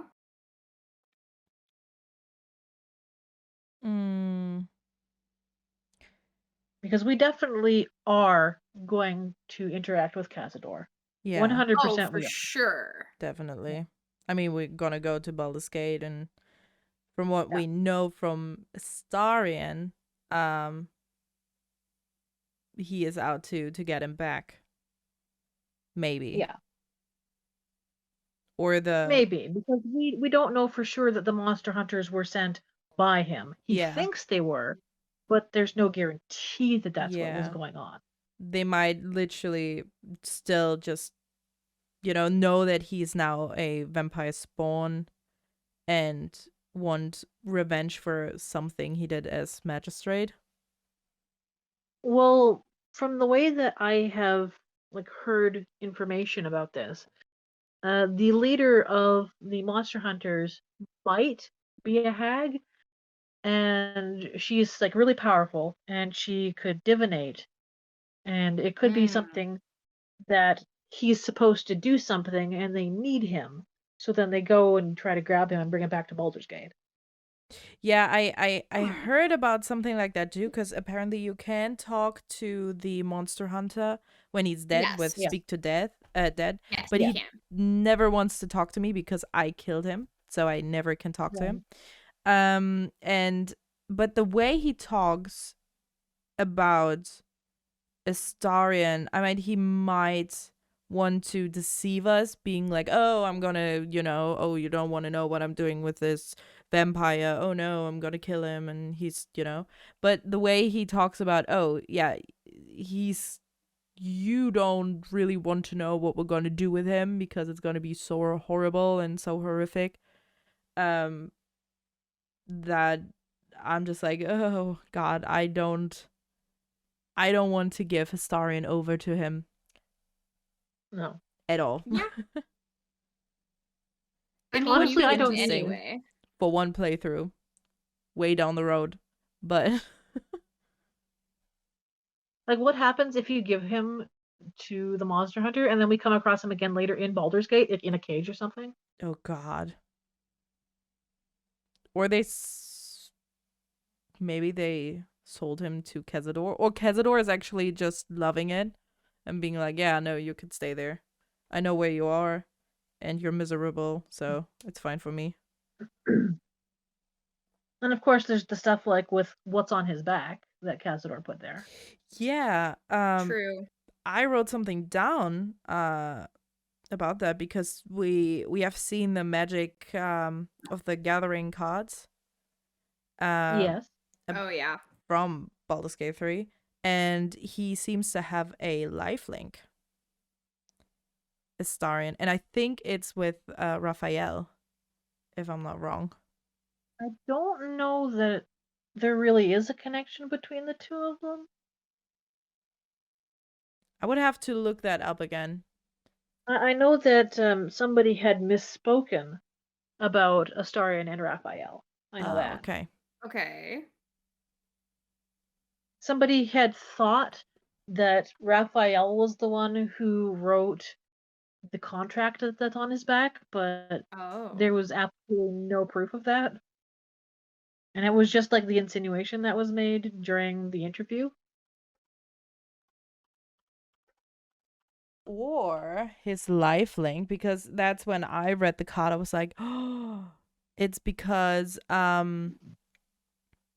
because apparently, let me read. Okay, I have the card up now. Let me read it. Where is it? Death Touch lifelink. At the beginning of your end step, choose one. Fee, target opponent loses life equal to the amount of life they lost this turn. And friends, you gain life equal to the amount of life you gained this turn. And I find it very interesting that he has feet and friends. Mm-hmm. Yeah, that sounds more like vampire drinking blood and gaining health back sort of a thing. Yeah. Yeah. Maybe. But the friends part, I don't know. The friends part is just, for me. Well, the friends part seems more like one of the later things that Astarion can gain. He tells you, and about my other quirks, we'll find out about those a little bit later. Friends is definitely a thing that a vampire would have, because you want to make fast friends with somebody so you can bite their necks. And that would okay. also be a thing that would help him lure people down to Cazador. Okay. So I didn't think it was a spell like, ooh, I'm gonna charm you like charm person. I thought it was literally, oh, if your friends gain life, you gain life. And stuff like that. Yeah. Okay. I'm not very well versed in Magic the Gathering card, so yep. I am also not. I used to be, but not anymore. No. So I thought it was so cute that he was so wholesome. Well, it's just a spell. I mean, he could be wholesome. It's just that a lot of the things like that would be lures to help get more people down to Cazador. Yeah, makes So sense. things like friends or charm person, like those kind of things, would work in his favor to do the mission that he was given by Cazador. Yeah. for sure. Well, we're not going to really talk about it, but I also saw, I think on Reddit, there was one person who translated Astarion's back scars Yes. to I think Latin. This was really Yeah, interesting. that makes sense. But yeah, It's only a part of a pact. It's part of a pact. there needs There's to be multiple probably pieces. another part. Yeah. Like there's gonna be multiple pieces. There's probably like a good dozen or more people like Astarion that have these cuts on their back as part of this giant full pact. Yeah. And honestly, I kind of feel like it would be like a life insurance policy for Cazador. Yeah, makes sense. Okay. It would also make sense Yeah. why a devil, Raphael was Yeah. so like Well, he's a he champion. knew we were in Yeah, the Cambion, which is different. Oh yeah, sorry, a Cambion. He knew we were in distress. He knew where to find us. And just him knowing that just makes me, kind of like, Well, we don't really know that that has to do with Astarion, though. No, just his. It's just the way I thought about it was, oh, maybe his scars have like some type of connection to the hells somehow. Yeah. Well, they would be connected to whoever it was that made the deal. So that person would know. Yeah. And that person would be a full devil. We don't know who they are, but we know that they're in the hells somewhere. And they made a deal with Cazador, and Cazador sealed that deal by carving it into the backs of several people. Yeah. Makes sense. And I kind of like wonder if it would be something like if he takes too much damage or he potentially dies, that this pact will activate and it will be all of the thrall that he has marked that would be sort of given up, like when you read a scroll and it burns up, that the people who belong to him, his thralls, will be given to the devils as a payment to bring him back to full health and full power. Oh shit. Oh. That's actually, yeah. I think we have to. It's definitely gonna be like part of Astarion's story, origin and companion story, to figure out what the hell his scars mean. I think at some point we're gonna have to go back to the hells, and we're gonna have to take on this devil that did this thing with before Cazador. killing Cazador. Yeah, that makes sense. Yeah, I mean, we have to. and with Karlach too, like for and For also for Zariel. Wyll. Like, we have a lot of Cambions and devils running around. Yep. Yeah, we definitely have to go to the hell. That'd be hard, though. I mean, but like, if you don't kill him, it doesn't. If you don't kill the devil, it doesn't kill. You can't kill Cazador, kind of thing. That would be. Yeah, Yeah, I mean, because but then it would make really sense for Astarion's romance, because it's like, oh, you want this gem, did that gotta work him, for like, it. Holy shit, he would love forever if he did that. Yeah. But yeah, you have to take him on, because if you don't, you have to kill the devil in the hells. That way, you know that it can't come back and it can't enact this pact. Yeah. You have to go to the place where it resides and kill it there. Oof. Yeah. And only then can you deal with Cazador. And then only then can Astarion be really free, unless he drinks the blood of Cazador and becomes a full vampire lord. Maybe Kezada would actually plead with him after we kill the devil. Like, you know, you have him I bet he down, wouldn't even and then know. he's like, I bet he no, wouldn't. you know. But then maybe Astarion is actually free, and Kezador's like, I command you to drink my blood. I command you to leave me alone, or whatever. And Astarion is just He would like never do slow that. walking towards him, you know, like looking down on him. He's on the ground, and Astarion's just like, no. He No, can't and he really curb stomps. command him to drink his blood. If he drank his blood, he would just become a vampire lord immediately, which would be True. an immediate problem for Cazador anyways, because he tells us the only really dangerous Yeah, thing to a true. vampire is another vampire. So like there's True, no true. reason to make competition. And he can't really say like, oh, you know, make a deal with Astarion being like, I let you drink my blood if you leave me alone.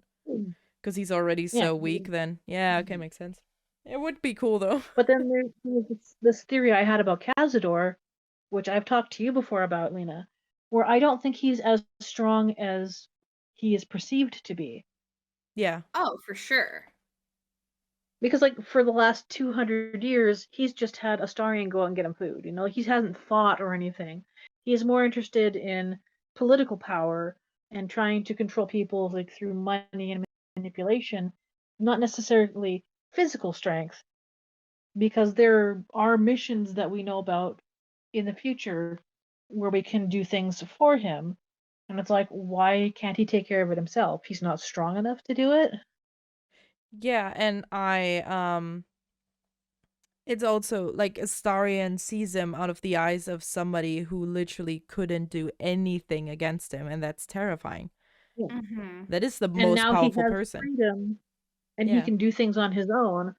Like, there's so much. It's going to be very emotional Yeah, for that especially particular section.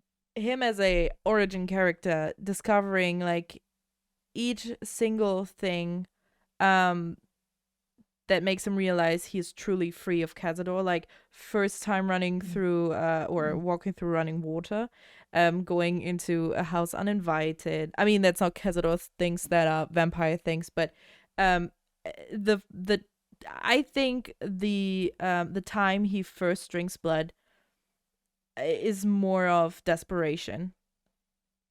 Well, Honestly. as an origin character, when you play him, since some people can play if they are beta testers, you get to see that when he drinks your blood for the first time, he's testing to see if the commands of Cazador still stick. And Yeah. the first one was, "Thou shalt not Man. drink the blood of intelligent creatures." Yeah, and that's just desperation.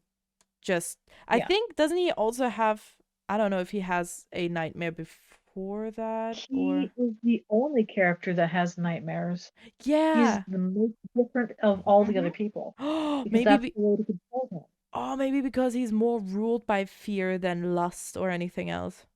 Right. Yeah, that That's would how make you sense. deal with him. That's why he's Interesting. the only person that has nightmares. Everyone else has like horny dreams and he has nightmares. Yeah, lust and power. You Interesting. all wake up from your dreams the next day, and everybody's like, "Man, we all had the same. Like that dream was so Everybody's hot." sweaty, and the Astarion's star like, is just like, oh man, Astarion's like, everybody "What do having you nightmares. mean it was Horrible. hot?" Yeah, what the fuck?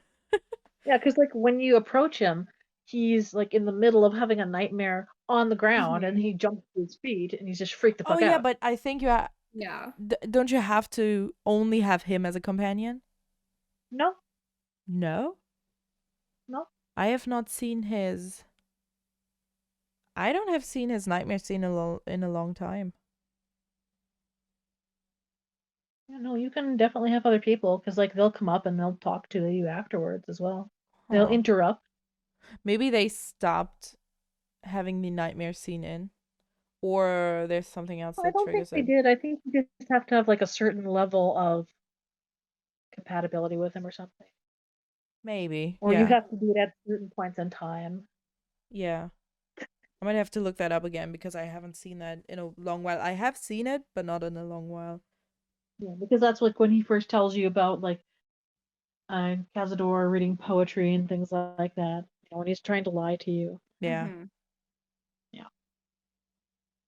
Um. Interesting though that all of those scenes, you're just rolling around in the mud. Yeah. It's wet on the ground.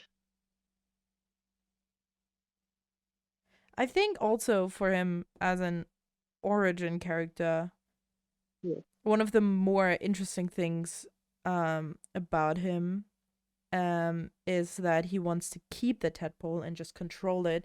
And you have a completely different approach to, if you stay true to his character, of course, to deal with the tadpole than anyone else that just want to get rid of it, while he wants to find ways to control it.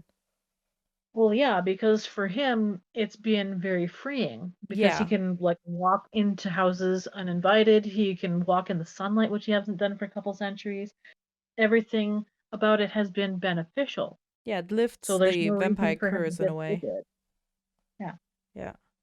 It's just There's no very, reason for him to break it. yeah, it's very like I like the different approach. If you always if you're somebody who does not like Astarion, you still have kind of a reason to play him, because it's like, let me, spice up my experience and try something else. Do something completely different in a way. Yeah. But yeah, For him, it's mostly about like gaining power early on, just so then he can get away from Cazador. If he can destroy Cazador, if he can free himself truly, that's what he really cares about. yeah.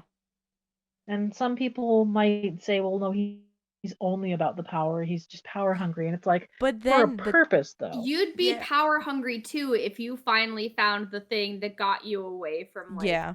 And that's the thing what's that trapped you for several centuries. that's the thing that I love about him when you talk to him and he's like, you tell him like the powerful have to protect the weak, and he's like, yeah, but the good didn't help me. The mind flayers did. They plucked me from Cazador and they helped me. And from in my paladin playthrough, just from a role-playing perspective, imagine imagine someone, you slowly care for them, and then they tell you good does not equal good and evil does not equal evil, and as I understand paladins, they're like, oh no, good and justice and blah blah blah. And but it's like, it's really shades of gray, and most people completely forget about that. Yeah, and that's the beauty of of role playing. And that's the thing too, because of Astarion, now if I run into vampire spawns and whatnot in D&D campaigns, I don't immediately think, oh, this is evil. I think, this is a victim. Yeah. Is there any way I can help this Yeah. victim? Yeah. And the thing also with him being super power hungry, as we talked about it earlier, it does not make sense if his eternal like intrinsic motivation is power and just wanting to be, I know he talks about being like extremely powerful and stuff like that, but he is not fueled by power. The tadpole does not, use his power hungry core. He uses his fear, and the power might help him get rid of that fear and what the root of the fear, which is Cazador, but just what the freedom, just simply the freedom of just getting rid of this fear, whatever it takes, Right. That's what he does mention. He does mention if he is given the choice between staying a vampire spawn or becoming a vampire lord who can create his own coven, he's just being a spawn as long as Cazador's dead. He doesn't give a shit after that. Yeah. Yep. That he can do pet bunnies and stuff. Like at that point he can let go of power. He doesn't necessarily need that much power anymore because he'll be able to get freedom. I think he needs after that, fun. He doesn't really care. He can use it for fun, sure, but like he doesn't need it after that. Yeah. He might just want to, cause mayhem, but That's it. And he's a chaotic guy. That's what he does. That's fine. Yeah. I also wrote down like for betrayal like the things where he would betray us. I was like, if we're too lame for him, if he thinks we are too boring, Yeah. he might be like, oh, let me cause my own chaos. If you're too much of a square, he doesn't like you. Okay, I understand. It's my fault. But I also think he's going to be one of the most loyal companions. And I know a lot of people will disagree with me. I don't think you guys will disagree with me, but I know a lot of people see him as this completely evil dude that no matter what, he will betray us. And I see him just completely different. If you give him a bit of love, he will be like a puppy dog. He will eat right off your hand. He, the amount of times he wants to talk to you just because he wants to talk to you. There's no real reason. There's no big, oh, I have to tell you a secret. He's just like, I've drunk. Yeah, I have drunk a bear and it was really fun, He's just like, my friend, there you are. I've drunk a bear. Hey, who would you bite if you had to? Yeah, he's always just like being like, the thing is, also I wrote down, he's like a bit socially awkward, He does not really know how to socialize because he has when the only socializing you're doing is to convince people to come home. Yeah. And get eaten by a vampire. He's really good at flirting. Lose your touch. Yeah, he's good at flirting and he's good at deception in a way, right? And manipulating, which he does 100%. He does manipulate us, but that does not mean it's out of doesn't mean we're not into it. I mean, what? Oh, okay. Yes. Yeah. But even in the romance scene, I think he does his little he does where his kind of safe places, if what he's used to, right? He's using his like, oh, since the moment I saw you. I mean, it could be true, I want it to be true. I want it to be true. Body. He's using every trick that he knows. Yeah. He wants you to lose yourself into him. He's being very poetic with his words. But the moment you're like, you're playing with him and he loves that, right? When you're just like a little bit playing hard to get a bit, like, oh, you don't have me yet, and he's getting a bit nervous. You can see it. His expressions are gold. You can read everything. You don't even have to listen to his words. His expressions tell you everything you need to know. His nonverbal communication is spot on. It's amazing.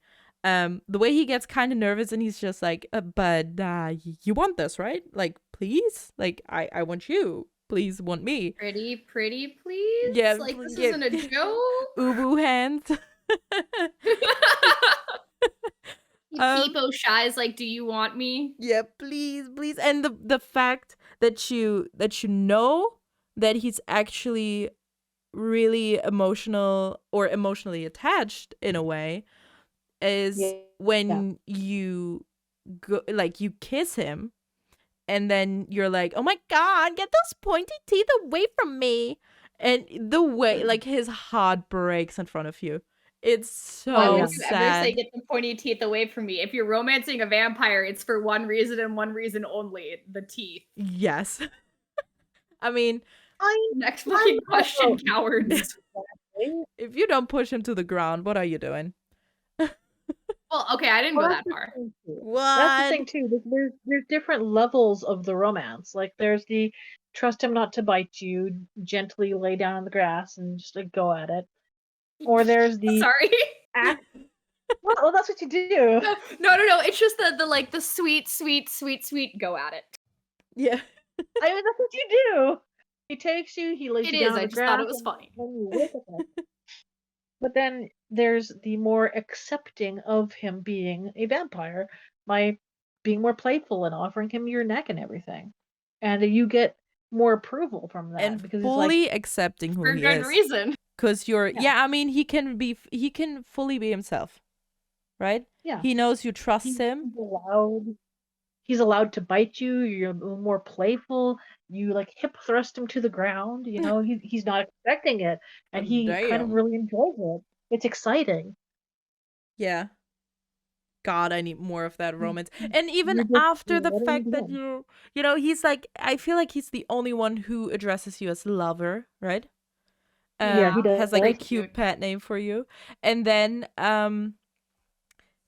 like after the romance, when you get the like I don't know if you get the mirror scene and the scar scene after like the whole romance stuff is You can get over. them. You can get them before. Oh, okay. Okay. Yeah. But then never mind. But still, these are so, especially the mirror scene. Him being so extremely vulnerable, asking for help is so cute to see. Him just like not knowing how to ask for help. And scars. Yeah, the scar scene. Is it the? Oh yeah, it's the scar scene, not the mirror scene. Yeah, Scar yeah. scene. When he's just like, "Can you read what's on my damn back?" Yeah. Oh, also, oh god, one thing why Astarion is the best companion ever. Um, don't come at me because I will tell you why you're wrong. Fight you. Is when in the at the camp celebration, when he's like, hey, yeah, should we like, you know, make out, have some fun, and you're like, no, and he gets pissy and he's just literally telling you, no, please do piss off. Yeah. Do piss off. It's Go the and take best whatever quote. animal will have you in the woods. Whatever. Yeah. Yeah. I love that. I love how he gets all pissy. His face also beautiful. Out of all of the companions, if you tell each one to leave and just like leave you alone completely, he will be the one companion that will stay for like 5 or 6 times when you're like, leave, just leave. He's like, no, I'm not going to. No, you can't make me. Like, you need me. Yeah, it's so He sad. really wants to stay. Yeah. Out of everybody else, he wants to stay the most. Yeah, even when he's Yeah. like, you know, he's biting you and stuff like that. Um and you're like, why should I let you bite me or something like that? And he's like, you need me strong, you know? I need you, blah blah blah. And he's kind of convincing you, you know, Yeah. but with logic. You need me strong so then we can go and fight, and I need you alive because I need to be protected, Yeah. essentially. Oh god, that's so sad. Poor baby Astarion. I do like his excitement and energy though when he's like, I'm the strongest vampire in the realms. Yeah, it's so cute. Mm-hmm. He's just a cutie pie, honestly. Kind of like Lae'zel, like everything's kind of new to him because it's been so long since he's sort of interacted with the world outside of just bring home prey, bring home prey, bring home prey. Yeah, definitely. He doesn't even Mm-hmm. remember, you know, his eyes, His his own eye face. color. Yeah. So Yeah. it's like he rediscovers the world. The way he's also like, I haven't seen the sun in like blah blah blah years, and how he after the romance, how he's just standing in the sun and just, you know, enjoying, Basking. feeling it. Just beautiful. Everybody who says he's like the baddest and, you know, who's Well, I telling think that they're taking it from the angle of vampires and vampire spawns or neutral Yeah. yeah, evil.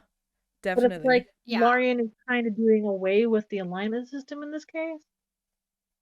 And I he's mean, not really it makes evil, he's just sense because chaotic. he's I mean, yeah, not say he's good at looking out for himself because that is what he is used to doing. That doesn't inherently make him evil. and No. because and it makes so much sense because he has anxiety, he has PTSD, he you know, he has been a slave, he has been tortured. Yeah. It makes so much sense that he is just you know, he's out for himself because nobody ever showed him any compassion for the last 200 years. So he needs to be out for himself because nobody will look out for him. So he needs to look out for himself. And the way, Yeah, you it know, doesn't make him evil, it just makes him very human-ish. Yeah, but the Yeah. way Larian tricks us to believe that he's neutral evil is beautiful. It's chef kiss. And you really have to I believe you have to be not empathetic. Also not an empath, no. But you know, you have to have empathy. You have There to we feel go. empathy. To be able Yeah. to read between the lines. And I think that's why a lot of well, I've seen a lot of women really you know, have compassion for him and love him. And I've seen a lot of guys argue against him. It's, I think, because women tend to look more on the emotional side and understand more. And also, he's hot as Mhm. hell. He is pretty attractive. And well, he's attractive because of his personality. Like, he looks good, but he's also attractive because of his personality. Yes. No, but that's my theory. That I also heard that Larian had a thing, or said, it's hearsay, but I heard that Larian did not want a specific companion, and I think that's Astarion, to come off a certain way that people have perceived him in the EA, and they wanted him to come off differently, you know? And I guess That that's was definitely something that was said early on, but they didn't specifically name a character. no, but I do think it's Astarion because people fell in love with him, even though he's supposed to be the evil To be vampire. evil. Yeah. Yeah, but everybody's just like, oh my god, cutie pie. But then all the monster fuckers came out of the Yeah, woodwork and were yeah, like, and being man, I like, love Astarion. hello. And And I'm I've just saying, also but like seen them. he's got a lot of depth to him and a lot of like reasoning behind most of his actions and most everything. And like there's the whole trope of like, we Girls like love a bad boy. characters who, well, yeah, but also like characters who, if you just give them a little bit of love, they will prosper Those are and my they will favorite. grow Those He and like things definitely like needs that. And it I think though. he really, really falls into that whole like he might see he is like a wounded animal that yes. like Yes. ASPCA has gone and picked up and he's like growling and biting at everybody, but then you just give him like one little forehead kiss and a treat and he's like, I love you. That's so funny because me and Mizu, when I was writing my script for that, like why Astarion will have the best romance, we did talk about and we both came to the same like oh my god, I'm gonna say it wrong again. I always say metaphor. Yeah. The same okay, mental good. thinking. Oh my god, I always say it wrong. There's a whole like inside joke with my friends about that goddamn word, but about him being a wounded wolf that you just you mend and you help him heal, and he will he will be so loyal to you, but he will also defend you for use his teeth. Like he has a lot of trust issues right now, and he wants to trust people and he wants to be trusted. Like he tells you, he wants you to trust him, he needs you to trust him. Yeah. Yeah. And he needs that equally. He wants people to trust him, and he wants to find trust in somebody else that he can like not think is going to stab him in the back. You need to be very selfless to romance Astarion, I think, because you have to understand when he Yeah. kills you that he got into, a rush. Because it gets, the thing is, people are like, yeah, but he kills you when he bites you. The first dice roll, it's so easy. It's a 5. It's not hard to make him Yeah. stop. When you let him continue, it gets harder and harder for him to stop because he gets into that vampire rush.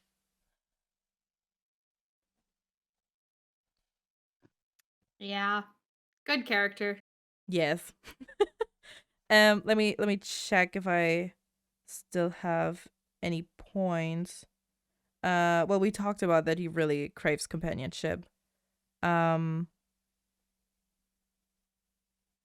do like when you talk to him during the stars scene that he can sort of catch himself just sort of falling for you just a little bit, or at least it's perceived, or he's just like, oh, I was just, I was leagues away. Just I need some air. I need to clear my head. Like he's just breathing heavy a little bit there, lightheaded, just Yeah. staring at you. I do like that. That's a good scene. Yeah, especially if you tell him, hey, we can still travel together, right? Oh yeah, and that's the thing too. There are so many slight variations on everything that is said by the characters, depending on like what you say previously and what your relationship is to them. Because he Also, can say the same thing to you multiple times in a row in a completely different tone, candor, feeling.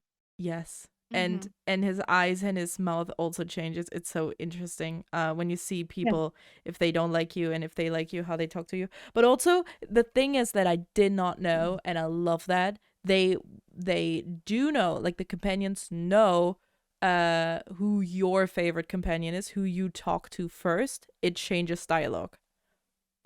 Yes. If you talk to somebody first, they kind of know they're your favorite. And The if you, replayability of this game is insane. Continue. it's so good. Oh yeah. It changes literally the, oh my god. Oh, it's so good.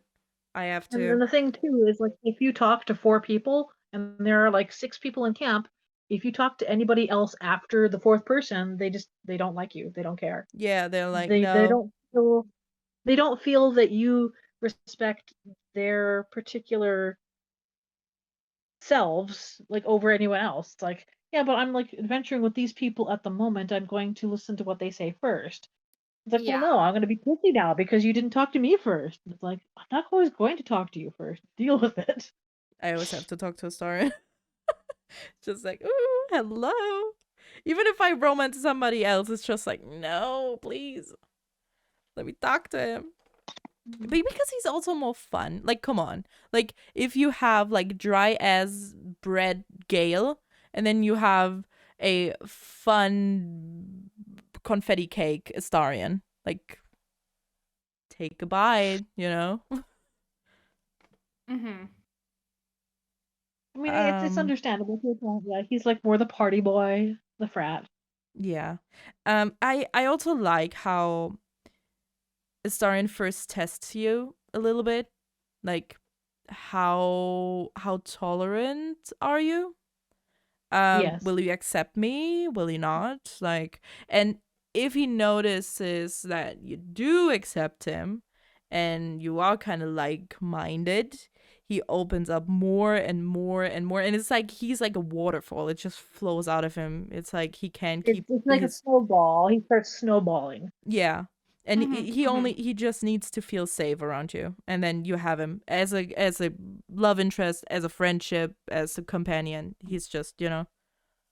And he also likes being a terrible gossip. Yes, I love that. If you, It reminds me of those like old Southern ladies who like sat on their front porch together and were like, "Did you hear?" Yeah. Yeah. I Yeah. hope Wyll's But sword was more a great sword than a dagger. Why would you do this? He says it. He says it. Everybody's bashing Wyll. Lae'zel's bashing Wyll and Astarion. We're not Oh even to my Wyll God. yet. Stop bashing I him. know. Oh God. Yeah, but I think again, I for his betrayal, if we don't benefit him, if we you know, if he knows he will be better off by himself, he will betray us. If we harm him in any way, like if our choice, like the way his approval system works, it's not that he does not like that we help the tieflings, it's that it harms him because we are giving away time that we don't have. Yeah. That's the way But I then see it. once he realizes that they will fight to the death, then he's like, okay, I'm fine with these guys. They're a little bit more my speed now. Okay. Yeah, now it's fun. Now it's fine. I mean, you can, you know, there's multiple times where he likes fighting for good people. Especially, I love if you're telling like Karlach, yeah, let's kill, whoever. And she's like, fuck yes. And he's just like, Astarion approves. And I can just see them both being best friends, just being like, let's cause mayhem and kill some guys. Yeah. That's like when you talk to Auntie Ethel. He's just like, let's just tell her everything. Yes, she sounds Oh, yeah. positively Why would you demented. tell her everything? I mean, what reason would you tell her I love that he everything? calls us She an seems so idiot. trustworthy. Why else? I love Yeah. that he calls us an idiot for telling Nettie, a healer. Yeah, but then he's just like, hey, tell this lady instead. Oh my god. Yeah. So, do we Yeah, I think we can move on. dare move on? Yeah, from the beautiful Astarion. I think I said everything. I think so. I did have something else in mind, but my brain has gone blank, so we should move on. Okay, we will probably have, it will come up. You say? Will? Will? Did you say Will? Yes. Do you want to start? All right. As the only person in this call who likes Will, I guess I'll talk about him. This is a joke. Well. But no, in all honesty, I think Will has a lot of intriguing things about him, and I like him a lot for more than just he seems like the hero kind of guy, and he seems so noble, even though, he definitely does some pretty shady and questionable things in the name of good, quote unquote. True. Oh, yeah. But I like him because he when you first meet him, he's trying to do something good. And I was like, okay, but there is also a little bit of is it actually a good thing to train these small children how to use a sword? Yeah. Not really, no. Yeah. So you're like, oh, he's doing something good, but then you sit down and you're like, is teaching an 8-year-old how to handle a short sword actually a good thing to do? But also did you hear him sneeze? It's fine. I heard Okay. something. Sounded like a chair. That was Sandman sneezing. But that's the highlight I of the really episode. you gotta keep that in. You gotta keep that part behind the paywall. No, but and I've told both of you this before, but I am really excited for just seeing where he goes, because I think it's really interesting in how, he became a warlock because he thought he was doing the right thing. Spoiler alert, he's a warlock. He became a warlock because in the moment he thought he was doing the right thing. He thought he was going to be able to do the right thing with the decision he made. Yeah. And now, he's in a desperate attempt to keep in his image of himself as being a good person. He's doing not good things in order to stop being a warlock. Yeah. And that's the thing too. And the I whole love reason- characters who are so set in being good people that they do not good things in order to make themselves still be a good person in whatever their mental conjuration of being a good person is. So Their I'll point vision it of out, themselves. he just straight up tortures that guy. You don't even have to be like, oh, Will, come on, do it. He's like, I'll just fucking do it. Hell and yeah. he just tortures a guy to get information so that he can find so he can basically do what he needs to do. And it's kind of fucked up, but it is in the name of the good thing he is trying to do. There's a really big ends justify the means kind of thing for him. And I want to see what means he will get to go to those ends. Because he started off getting caught thieving, and then he got sent off to the Flaming Fist, and then he ran away from that. And then he tried to do some good, and then he ended up getting his eye gouged out. And at that moment, that's when his patron appeared. And he wanted power to be the frontier, the blade of the frontiers. He wanted to be a folk hero. He wanted to be somebody who had his name out there in a positive light, so his daddy would love him again. Yeah, which I think happens to the best of us. Yeah. True. Striving for all of them. But at the same exact time, he still wanted to be a hero. Like, he Yeah, he wanted wants to to be be someone good. who's He wants to praised. do Yeah. good. Yeah. Basically, But you know, his dad didn't love him, and so he was like, if I become a folk hero, people will love me, and that'll overshadow my lack of love from my father. Easy. Yeah. Yeah. And he does a whole lot of things to get to people to love him and do things that are positive for him. Like his Mhm. vision of himself has to be bigger than life. You have to have heard of him. He's the Blade of Frontiers, you Yes. know. Oh my god, I still hate the like blade of frontiers when he jumps down. It's like, here comes the blade. It's just, oh, dude, just can you not He's just shut up trying, and okay? fight? Oh god, no, You know, if Astarion jumped down and called himself the Blade of Frontiers, you'd be like, yeah, baby girl, you got this. maybe, maybe, Maybe. maybe. The Who knows? things at your neck and the blade at your back. Oh, I like that. Yeah.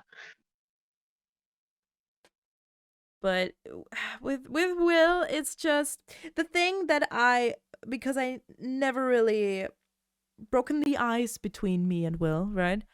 Mhm. I'm Yeah. kind of doing it now because Liz has kind of convinced me to give him a chance, and I have I got taken you, him. He's a girl. little bit hard to get along with. A little bit. Yeah, he can be Well, the thing a is, what little. I hate is the moment you meet him, he's like, for me, he's not authentic at all. Not at all. Oh, yeah. He's just like, oh, let us save these poor children. And he's like, he knows he has to go to the goblin camp to get Mizora. And it's like, Yeah. sir, what do you mean? And even, like, it does But not help us to But fight if them he all. does something good in the process, you Yeah. know, Yeah, helping it's the the whole, like, tieflings you know, out. he's Oh, doing yeah. something. Sure, he's got his ulterior motives, but look, he's doing something good. He's Yeah, doing something yeah, good, it's- and it's so, always you know, like- he's still he might have these not so great ulterior motives, but he's doing something good, so he's still a good person. Like, this good thing is happening at the same time, Yeah. so he's not a bad But guy, we're gonna- Yeah. right? The We're thing gonna- that I find gonna very take out all the goblins so that the tieflings can go along the road to Baldur's Gate nice and safe. And by the way, they also might have my patron. Just saying. Yeah, don't worry about that part though. It's not important. The- We're just gonna kill the goblins. Don't worry about why. The thing that is really, Yeah. really interesting as well is that as long as the majority knows that he's done something good, it's fine. Like, that's the great that's the goal, right? And anything he, like Liz already said, like anything he has to do in like that just a majority might find out about, like him torturing a like innocent person, Yeah. that, you know, might break oaths, maybe. It's completely not okay. And the thing is, he just wants to kill all of the goblins because, yes, the when the tieflings get to Baldur's Gate, they can talk about the Blade of Frontiers, but he wants to kill them all, so he, you know, he has free range to find Mizora. Yeah. And it's so stupid how he tries to kill them, because it's like, let's get Priestess Gut alone, you know, let's not. And he's just standing there like, let's get her, let's slice her open. I'm like, shh, sir, I'm in a conversation. He's aggressive. And I love how the your conversation partners are just like, what are you saying? And they don't hear him. It's just like, it's fine, he didn't say anything. Yeah, no, he's definitely way too aggressive with the goblins, but like rightfully so. They jabbed out his eye and everything. He's got a vendetta against them. True, very true. But he lets his anger be too much of a driving He force. does not think. He's a hothead. No. You know, sometimes you just gotta be stupid. Yeah. But he's stupid too much. He feels like a, okay, let me not. I have a friend who is a TikTok Feels too TikTok young. boy, but you His know what brain I is too mean? young. He feels like one of these like dudes who are like, hey, let's have a party in my dad's big boat yacht. Like, come on, let's celebrate all the cool things that I didn't earn. Like, he's like, oh, all my power, all my strength. It's like, yeah, it's not yours. And he's always, I hate the fact when he says, I didn't become the Blade of Frontiers overnight. And I'm always like, you did. Yeah, but you did. You did. Stop telling this poor kid. If you don't know that he has a patron, you don't know that. Yeah, that poor kid. He's like, oh no, you keep working on that and you're gonna be as strong as me. No, this child has to sell his soul to Cambion. What the fuck do you mean?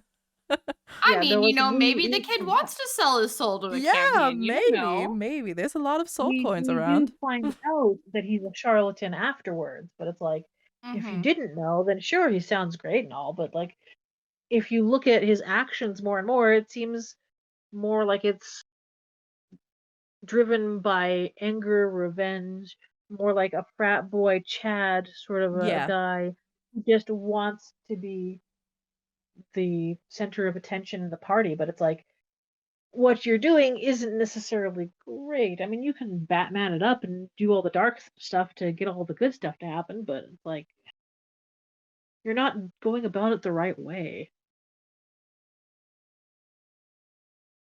I had a thought and now it's gone. God damn it. I had the same thing when we were talking about Astarion, so don't worry about it. It's gonna come back or not. But no, there it is. But the fact that when you talk to the goblin in the blighted village that captured Barkus, not Brachus. God damn it, Barkus. Spike. The one that it's not. It's Spike's helper. Spike is the one at the other guy, yeah. The torturer, yeah. And Wyll like gets all frustrated and everything, and then in camp he just gets drunk apparently with a super high percentage alcohol, and he does not care about you having to care for him. If he gets super drunk, he just grabs like the alcohol and just chucks it down. He offers you some, and I don't know if you can actually drink it. I didn't, but the fact is, dude, you have to fight tomorrow again. Okay, did you want to ask maybe if I needed you or if we needed you, as we are a team? And he's just like, no, I'm angry. I drink. Yeah, he acts like a child. Let me drink out my feelings, okay? Yeah, and you can even tell him. I can fix him anyway. Yeah, I mean, maybe you can. And the fact that you tell him, like, you need to keep your emotions in check, or you need to keep your temper in check. And then, he's like, yeah, maybe, blah, blah, blah. And then in camp, he's just like chucking that whatever that was, dragon breath, or I don't know, something like that. Yeah, I don't know, very interesting. But again, I'm still pretty new to Wyll because I always just leave him in camp. Because I never care for Gale or Wyll. I always take my base, Lae'zel, Shadowheart, and Astarion. Problems with authority and people telling him that he can't do things. Oh, yeah. Yeah. I mean, maybe you can nominate him. Apparently, he liked Lae'zel. God. Yeah, he likes a lot of things, but it doesn't mean people like him. I mean, you can like getting domed, but still, not like authority. True. Yeah. Maybe we can. I mean, you've heard the conversations between him, Shadowheart, and Lae'zel before, right?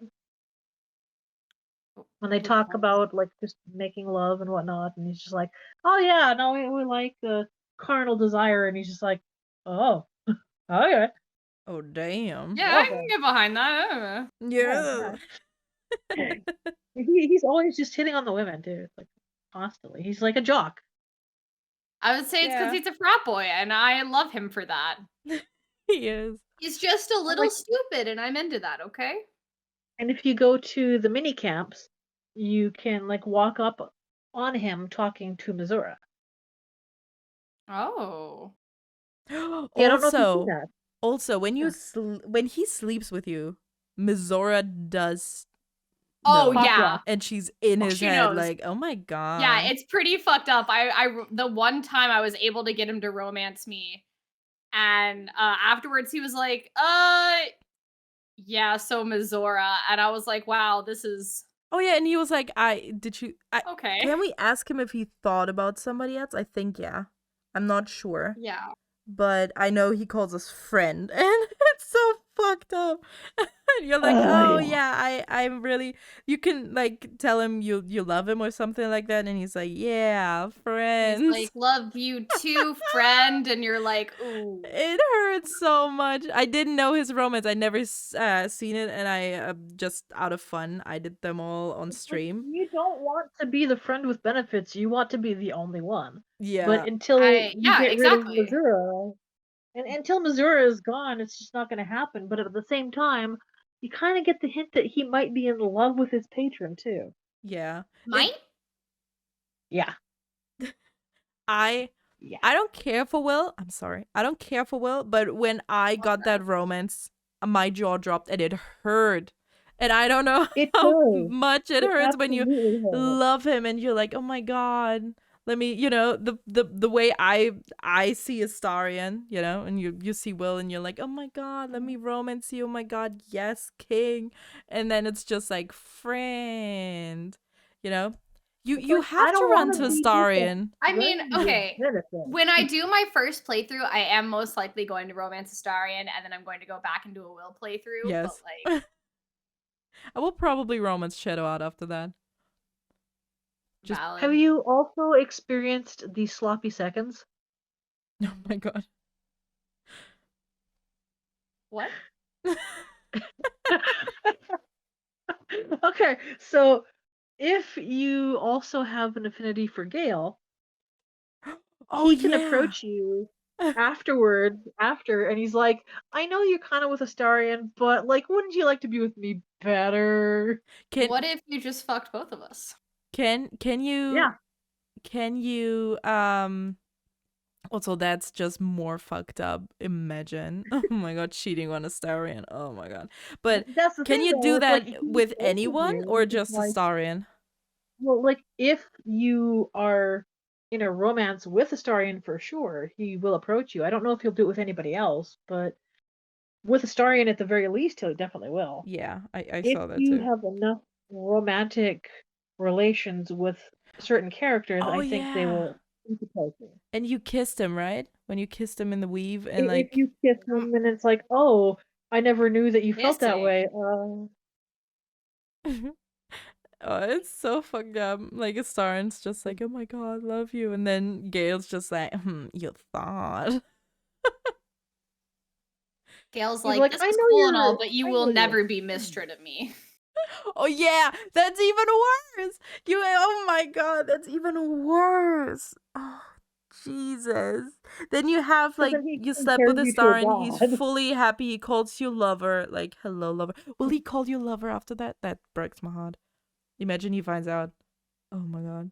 And then if he found out that you just did that to him, it would be heartbreaking for him. Yeah, with trust. He'd have like more trust issues. Yeah. I was gonna say he's already got trust issues, we shouldn't give him any more. That's awful. Yeah, probably that's why Larian put that in. We know they love that. We know they love this fuckery.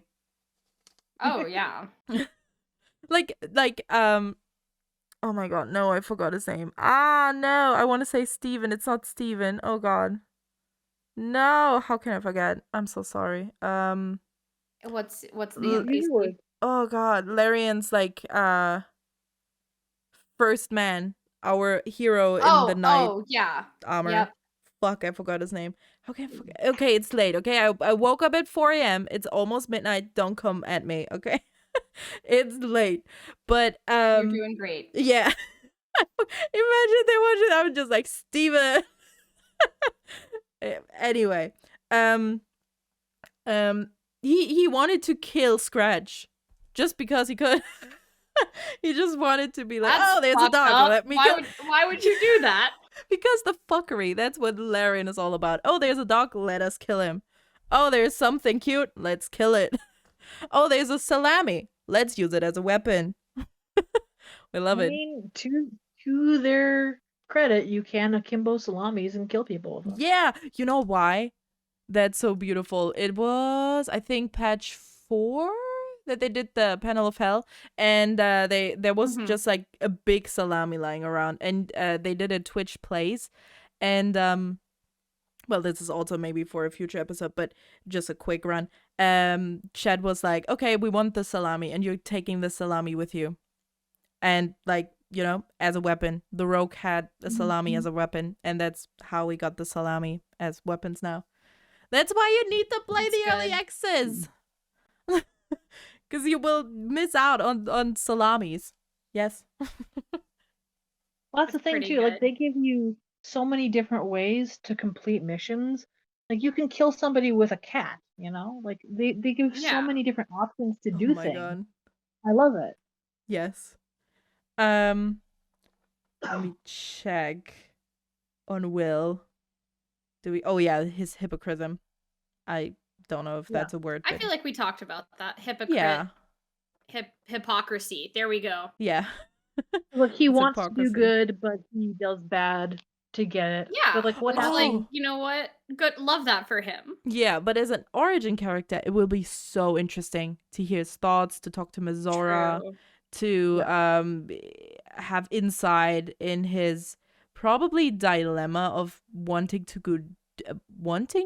do good, but also to be a hero and to have all this praise and like kind of getting addicted to that, and also addicted to Mizora because of that power, because of that, you know, the sex appeal of that, of being like such a known hero and stuff like that.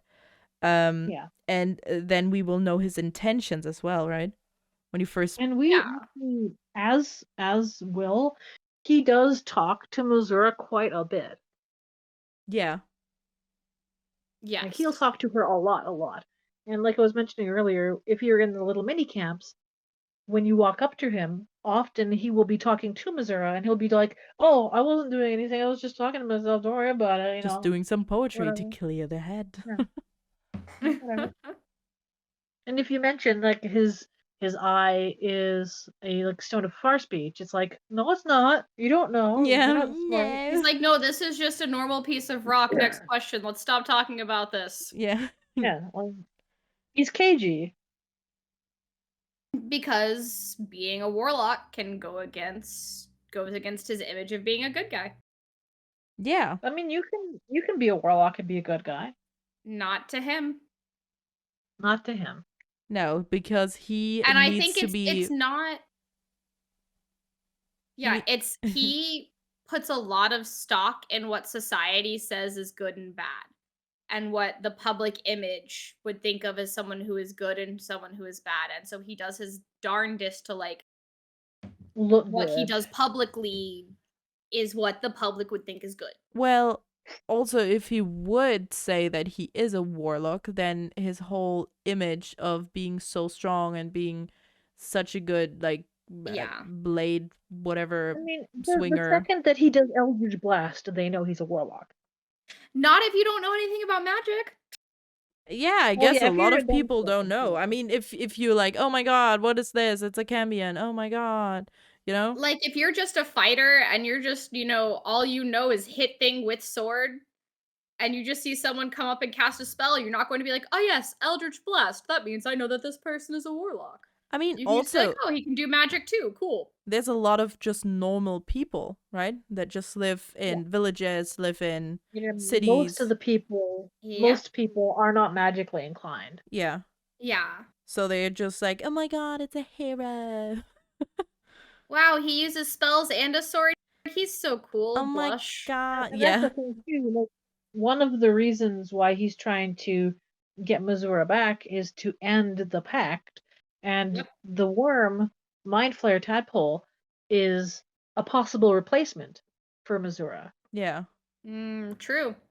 As a new power source, a new patron. of sorts. Or maybe he's just saying that he wants to end the pact, so we help him, like he told us, oh, I want to help To get these to Missouri. baby tieflings. And I Yeah. wrote down for betrayal, what happens when we find Mizora? Like, will he actually? Because yes, we think he will, either we kill her or we free her and she will, be like, oh, I free you. She will probably say psych. Oh yeah. Yeah. Well, Or one of the they're gonna things that I just have heard- passionately make out, and then it's like, oh damn, they're And really you're like, in oh love. yeah, I see why you didn't why you just went, let's just be friends to me. Yeah. Well, one of the things that I've heard about it is that if she gets killed, then the pact moves over to her father. So he'll still be stuck as a warlock anyways. Oh. And I think her that's how it father, works, yeah. yeah. And her father is somebody very big and important. And I think I know who it is, which is something that I wanted to bring up on our list when we originally started making the list for the show. Uh-huh. I wanted to talk about what was going on with Mizora, but that is going to be for later. Ooh, yes. That's a cliffhanger. I love it. Yeah. So make sure you sub so you don't miss it. Oh. Ooh. I will say that I don't know if I have a lot of time left to talk about like future companions and stuff. Yeah, because it's we I did have to talk a do lot. D&D in an hour and a half. Oh my god. What was the last bit? Oh, right, future companions. Yeah, We can go I over think we future can just companions, but not really deep dive into them. Maybe we can just yeah, we don't need to deep dive into them. We can just talk about them real quick. Yeah. I mean that's all about Wyll there is. Wow. Wow. I'm sure there's more. I'm sure there's more, but like for time constraints. Yeah, I mean there's we might have to find out more in the full game. We know he's a liar. We know he's a charlatan. Yeah. Hypocrite. I love him anyway. Let's Yeah, but well, we all know for romance, right? We all know who will have the best romance. It's Astarion, followed by Shadowheart, followed by no, I'm not too sure. Maybe Lae'zel, maybe Wyll, and then Gale, because Gale will suck. Sorry. I would say Gale's is gonna be the worst because no Yeah. matter what you do, he's still in love with Mistra. Oh God, yeah. I mean, how do you There- compare to oh. Goddess? I'm sorry. No. There are other romanceable characters, but they're not currently in. Yeah, I think it. It's kind of hard. I mean, like Daddy Halson. Why you gotta call him that? Because he's somewhat. known as Daddy Halson. You can't just say Halson. No, it's Daddy Halson. I know I will just call him Halson. I'm good. I'm not. I'm unhinged. And I love you anyway. Continue. Yeah, I mean, he might have a very interesting romance. We know that maybe the best romance will be with Barkus, right? Our beautiful Barkus. Man, I'm glad you can't romance him. All right. The artifact. Continue. Sorry, the artifact. Best romance. No, but from our origin companions, definitely Astarion, just because it's gonna be emotional, it's gonna be intimate, Yeah. it's gonna have that plot point, it's gonna have that you will feel so redeemed, seeing him open up and just love you and be so loyal. Well, Same, I think, with Shadowheart a little bit characters- and Lae'zel. Out of all the characters, Astarion's is definitely more romantic. Oh, Yes. yeah. And He fun. gives you a lot of like some of the other characters, you have the option to be submissive or dominant, or like kiss and tell, or don't kiss or whatever. But with Astarion, it's do you want to be delicately put down somewhere and make love, or do you want to be a little bit more spicy and roll around and play around and make love that way?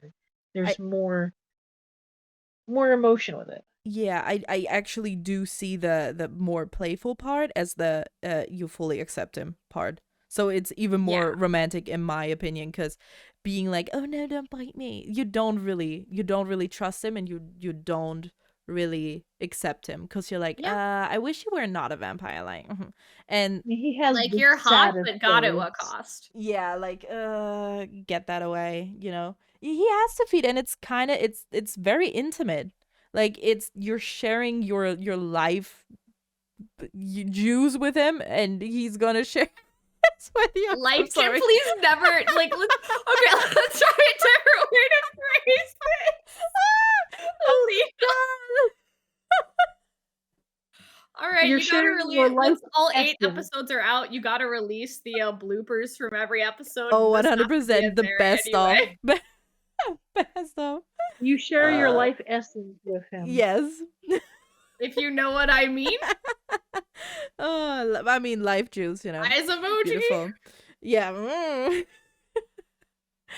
Oh my god. But yeah, no, it's Anyway. that's let's continue.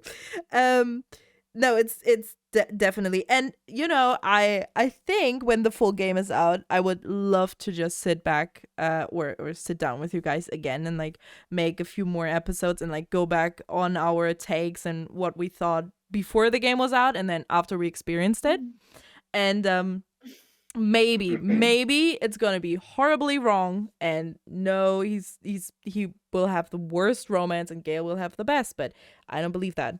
I don't want that to be the truth. No, same. It makes no sense. The evil guy has to have the best, because you know. I feel that they would anyways, because they have less inhibitions and they're more open to being more playful and testing things out. Yeah. And we go Pikachu face when it's like, oh my god, he is so soft. The brutal vampire. But as it stands right now, we have what Lorian has stated are the neutral and bad characters, but not the good characters. Oh. And I can't believe they only gave us the characters that they didn't try hard on. Only the bad ones? Yikes. But the good characters, the good aligned characters that we have left so far to be origin characters are Karlach. She's good? Which we have met. Okay, interesting. Yep, she's considered to be like a paladin or a barbarian or something in between, whatever. But she's one of the characters that we know is going to be an origin character. She gets onto the Nautiloid when we're going through the Hells. Mm-hmm. And then she gets infected and, well, you know. Goes from there. But she gets on there. And the other character that we know exists but hasn't really made too much of a stink is Helia. And Helia is from the first 2 games. She is a Lightfoot halfling, and she is a werewolf. Ooh. Love that for her. Oh, we can have oh my god, we can have a werewolf and a vampire. My Twilight dreams are coming true. Stop. I don't know that that's true, because at a certain height, Astarion sort of goes, nah. Aw. If you are romance my dwarf. If you're like a really small race, he's just like, no. Not about that. No. And plus, it's like, let's go back to Dragon Age Inquisition. It's like if you're a dwarf and you're with Iron Bull. Iron Bull loves everyone no matter what. Right, but it's like the next morning, Sarah is like, how are you still walking? What about your internal organs? Yeah. Oh my god. Well, Iron like, Bull is like you know, multiple feet taller than a dwarf and like probably has a good 200 pounds on any dwarf. Jeez. He's a big boy, like, he's got horns. Same difference. It's like Astarion, once you get too small, your internal organs are going to start getting ruptured. So no tiny people. Yeah. He's like, nope. Too No tiny big people. for you. He cares about their well-being, clearly. Yes. Unless you're a gnome, in which case he hates you because you're a gnome. Well, yeah, and that's fair. I need to play as a gnome just to get my heart broken. He'll be like, ha ha ha, sex and stuff like that, but not with you. Ugh, Yeah. can you imagine? Uh, um, But yeah, we've got Karlach and we've got Helia. as good characters. Well, we don't know if Helson. They're supposedly goodly aligned characters, and there could be another. We don't know yet. I think if Karlach is a good aligned character, I feel like she's a chaotic good character. Oh, I yeah. don't know that, but she feels chaotic good to me. She might have been listed as true neutral. Okay. Okay. Also interesting. I think, well, Helson might not be a full-on companion until we get to, like, I don't know, a point. Or they will add him when the game is fully out. We don't know. Well, he won't be an origin character because he doesn't have a tadpole in him. Oh no. Not at all. True. Oh, what about Minthara though? Because I mean, she also won't be an origin character. yeah, but maybe she might. I mean, you have to do certain things, and you have to be first. You have to play evil, and then she will betray you no matter what. But you maybe can see her again. Well, I think you will, but that's a conversation for like the NPC camp. A different, companion. Yeah. Yeah. Definitely. That's a completely different conversation. But for origin characters,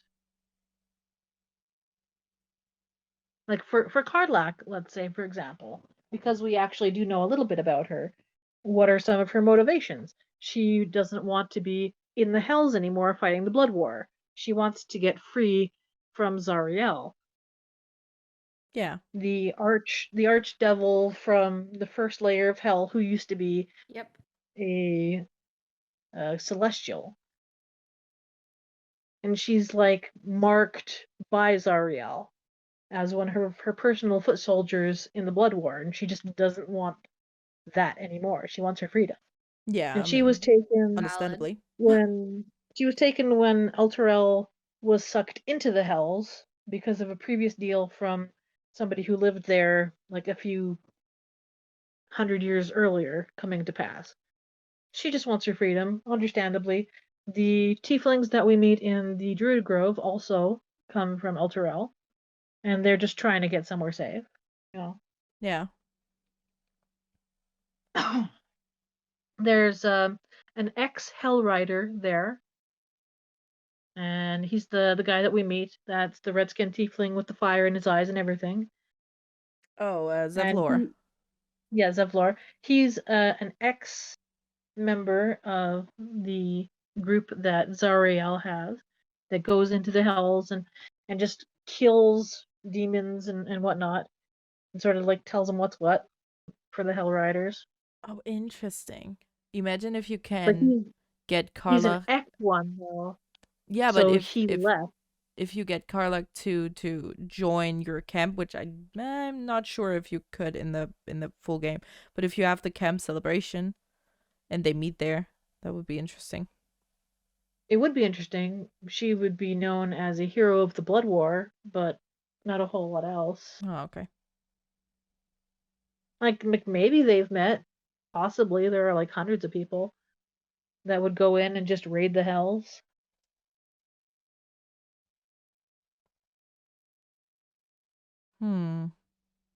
And well, we know about Minsk and Boo.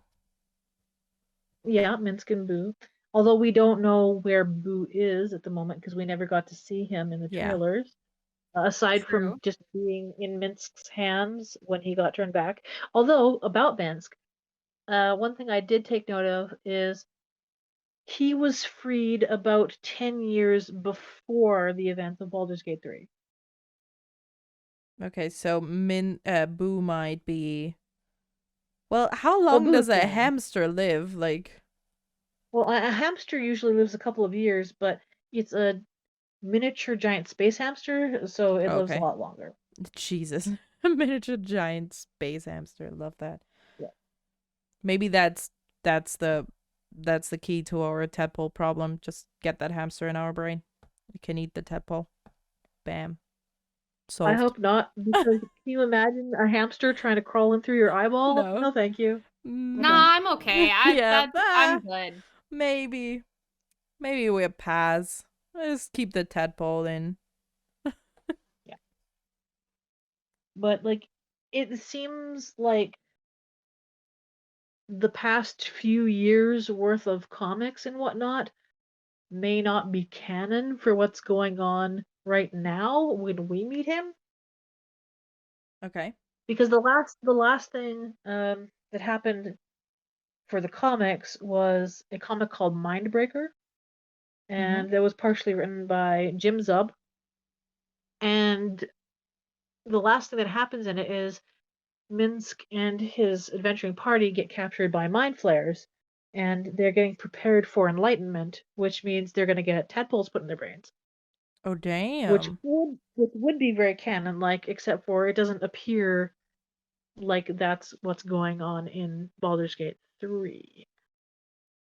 So as far as we know, that's not canon for this version of Minsk. Hmm. It would be funny to hear if he like I don't know, he killed them or he he got rid of the tadpole somehow and that's how we then get rid of the tadpole. Oh. Well, we also don't know if it's like the same people. Yeah. We would have no idea if it was like the same specific group of mind flayers with the Netherese enhanced tadpoles. Yeah, makes sense. Um no, but it, there's a lot of story potential with Minsk that There they is. can go down. And I I know guess that the books aren't canon, so like the stuff written by Salvatore are not considered canon, and they've retconned a whole bunch of things, and they could potentially be Hmm. retconning bits and pieces of his story in Baldur's Gate 3 going forward to be canon. But by the same token, as far as I'm aware, Baldur's Gate 3 is also not technically canon because of events that happen in Descent into Avernus, where we sort of start up when we're flying through Avernus. Like when there's the three towers and whatnot, they were supposed to have fallen in Descent into Avernus. So like it's an alternate timeline or something Or that it we're could have running taken through. place before Descent to Avernus. Who knows? I don't know. maybe we are the reason why they fall. I don't Oh, think maybe it so. takes place at the same time Well, we could as. also like check the years because that's listed somewhere. Oh, okay. Yes. Well, I guess timelines and stuff, that's a good topic for our next episode. Yeah, we'll have to go and see what year things happen in. Hell yeah. I mean, we know about Jaheira, and I go by. I swear we're gonna have a Barcus romance. Is the only deep gnome we get. He's gotta be a I mean, companion. I so feel it. far. Yeah. But there's also like a lot of people that we can help that will meet us in Baldur's Gate later or be somewhere around there. Yeah. It just makes sense that, he has this whole backstory. He has this his necklace for his friend, and then we meet him, and we're gonna meet him again, and you can actually get him into your camp. And I don't know, it feels too fleshed out for something minor. I mean, he's thankful, but I don't think he's gonna like start lopping lips with you or anything No, over it, not you know? immediately. No, but you're still, yeah, I think if you go and you help his friend, it's still in, I think, maybe act I don't know. I 2. still think there's room for like platonic relationships being a thing in the game. I think it's totally possible. Yeah. I hope so. Yeah. Yeah. I hope you can have like best friends. Oh yeah. Because Like if I even if I don't didn't, romance Astarion, he's better oh be my yeah, I'd best still friend. be friends BFF. with him. Yeah. Yeah, absolutely. If I didn't romance him, I'd still be his friend. Definitely. It's like again during the stars scene, it's like if two people decide to keep journeying together, then the adventure isn't really over. That's one of the options that you can say to them, and it's like, yeah, you're not wrong. If two people decide they want to just keep having fun and adventuring and partying, then go for it. Do it. Be friends. Just enjoy life together. Yeah.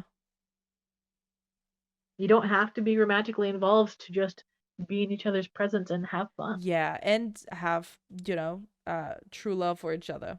Very true. Yeah. Love does not equal Mm-hmm. romantic love. 100%. Mm-hmm. And you can find soulmates that are literally platonic. Yeah. And it's beautiful. Do we think we're gonna get any bard that we know of, like Elfira or Volo? Do we There's the think they're gonna be potential of companions? I'd Alfira be for fine with sure. Althera, but if Volo becomes a companion, I'm quitting the game. I don't I think hate he him. will. I don't think he will because he's never really been that kind of companion. Yeah, Because and you can even meet him in the like, first two games. He just doesn't do that. and just like who he is as a character, he's not interested in going into battle. He's not No. interested in going He just wants to on make the a good adventures. story. Yeah, he just He wants a good wants to make story.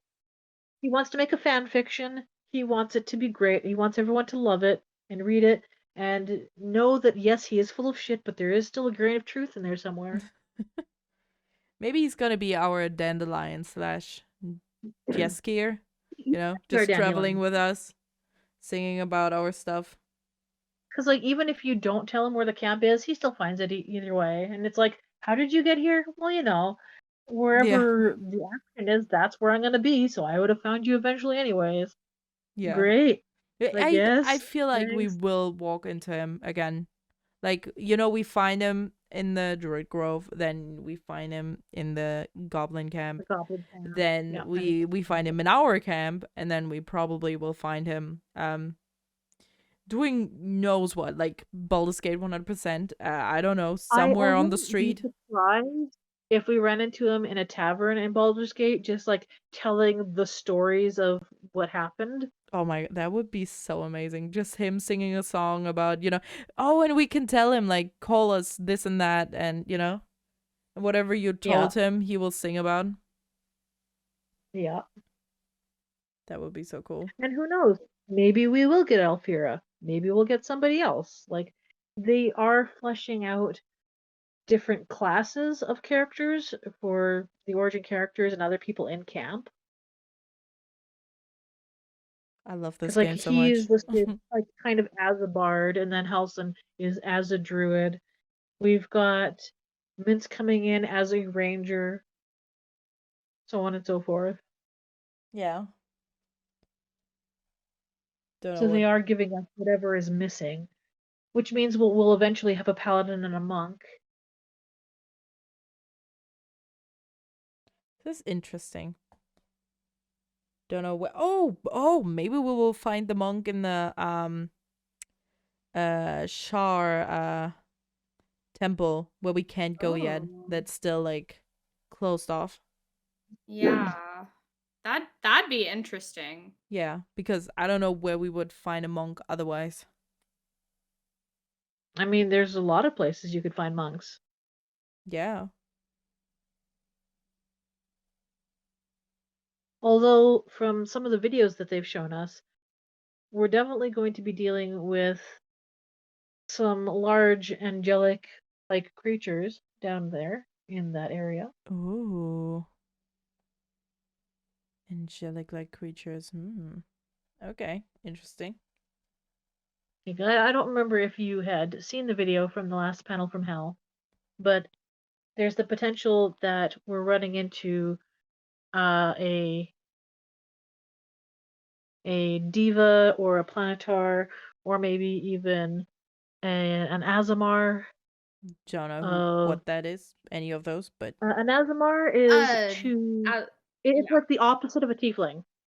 Azamar is like an angel baby, basically. ooh. So like a celestial, but less a celestial type thing? It's like a celestial exactly had think a like a baby with a tiefling, human. but with angels instead of Yeah. devils or demons. Excuse So me. instead of devil blood, you've got angel blood. Okay. So, Yeah. okay, yeah, interesting. And like way early on, it was talked about how the Night Song was probably an Azamar. So it's potential that that person could be an Azamar of Saluna. Okay, true. Interesting. there's Oh, I love things. this. Oh god. This game keeps amaze me.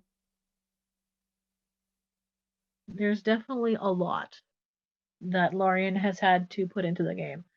And I'm Yeah. hoping that everything put together will be absolutely amazeball. Because it will. has been so far. It absolutely will. I have full faith in Larian, and I have full faith in them making, like, Divinity is already like such a good game and everybody praises it, and they took, a great franchise. They took amazing graphics, and I feel like they made the game that they would want to play, that they really dreamt of playing when they were I don't know. That's one thing that like Swen really likes. Like he Swen, wants that's the name, game. not Steven. I'm sorry, Swen. No, it's not Sven, it's Swen. Swen. It's a W, not a V. Okay. But yeah, he talks about how he wants the game to be like perfect as it possibly can. Yeah. He spared no expense. He puts lots of money into it. It's not about the money they get back. They just want the product to be the best it could possibly be. That's what should be industry. Not that they won't get money back. Yeah. With how much effort they're putting into it. Oh my god. Yeah, they've already gotten over $1 million back. So. Oof. As they should. They need to give the guy who made Astarion a raise. Everyone who's involved with Astarion, give everybody a raise. Okay, I have to cook dinner. Yeah, I think it before D&D. Yeah, I think we did great for the first episode. Yes. That was a lot of fun. That was longer than I ever anticipated, but I had so much fun. I hope everybody listening had also a lot of fun. And I mean, once a month, it's fine. You can find time to, consume it in just tiny. One sitting, easy. Yeah. I mean, really, just study, just clean something, cook something, bam, done. I love podcasts for doing stuff around the house. But yeah, thank you guys so much for the conversation. I loved it. Yeah. I love talking about it. I love how we vibe. And thank you to everybody watching. If you're still here, like, oh my god, you're the MVP. Also, again, like, tell us what you think, your opinions, your thoughts, your theories. We want to read them.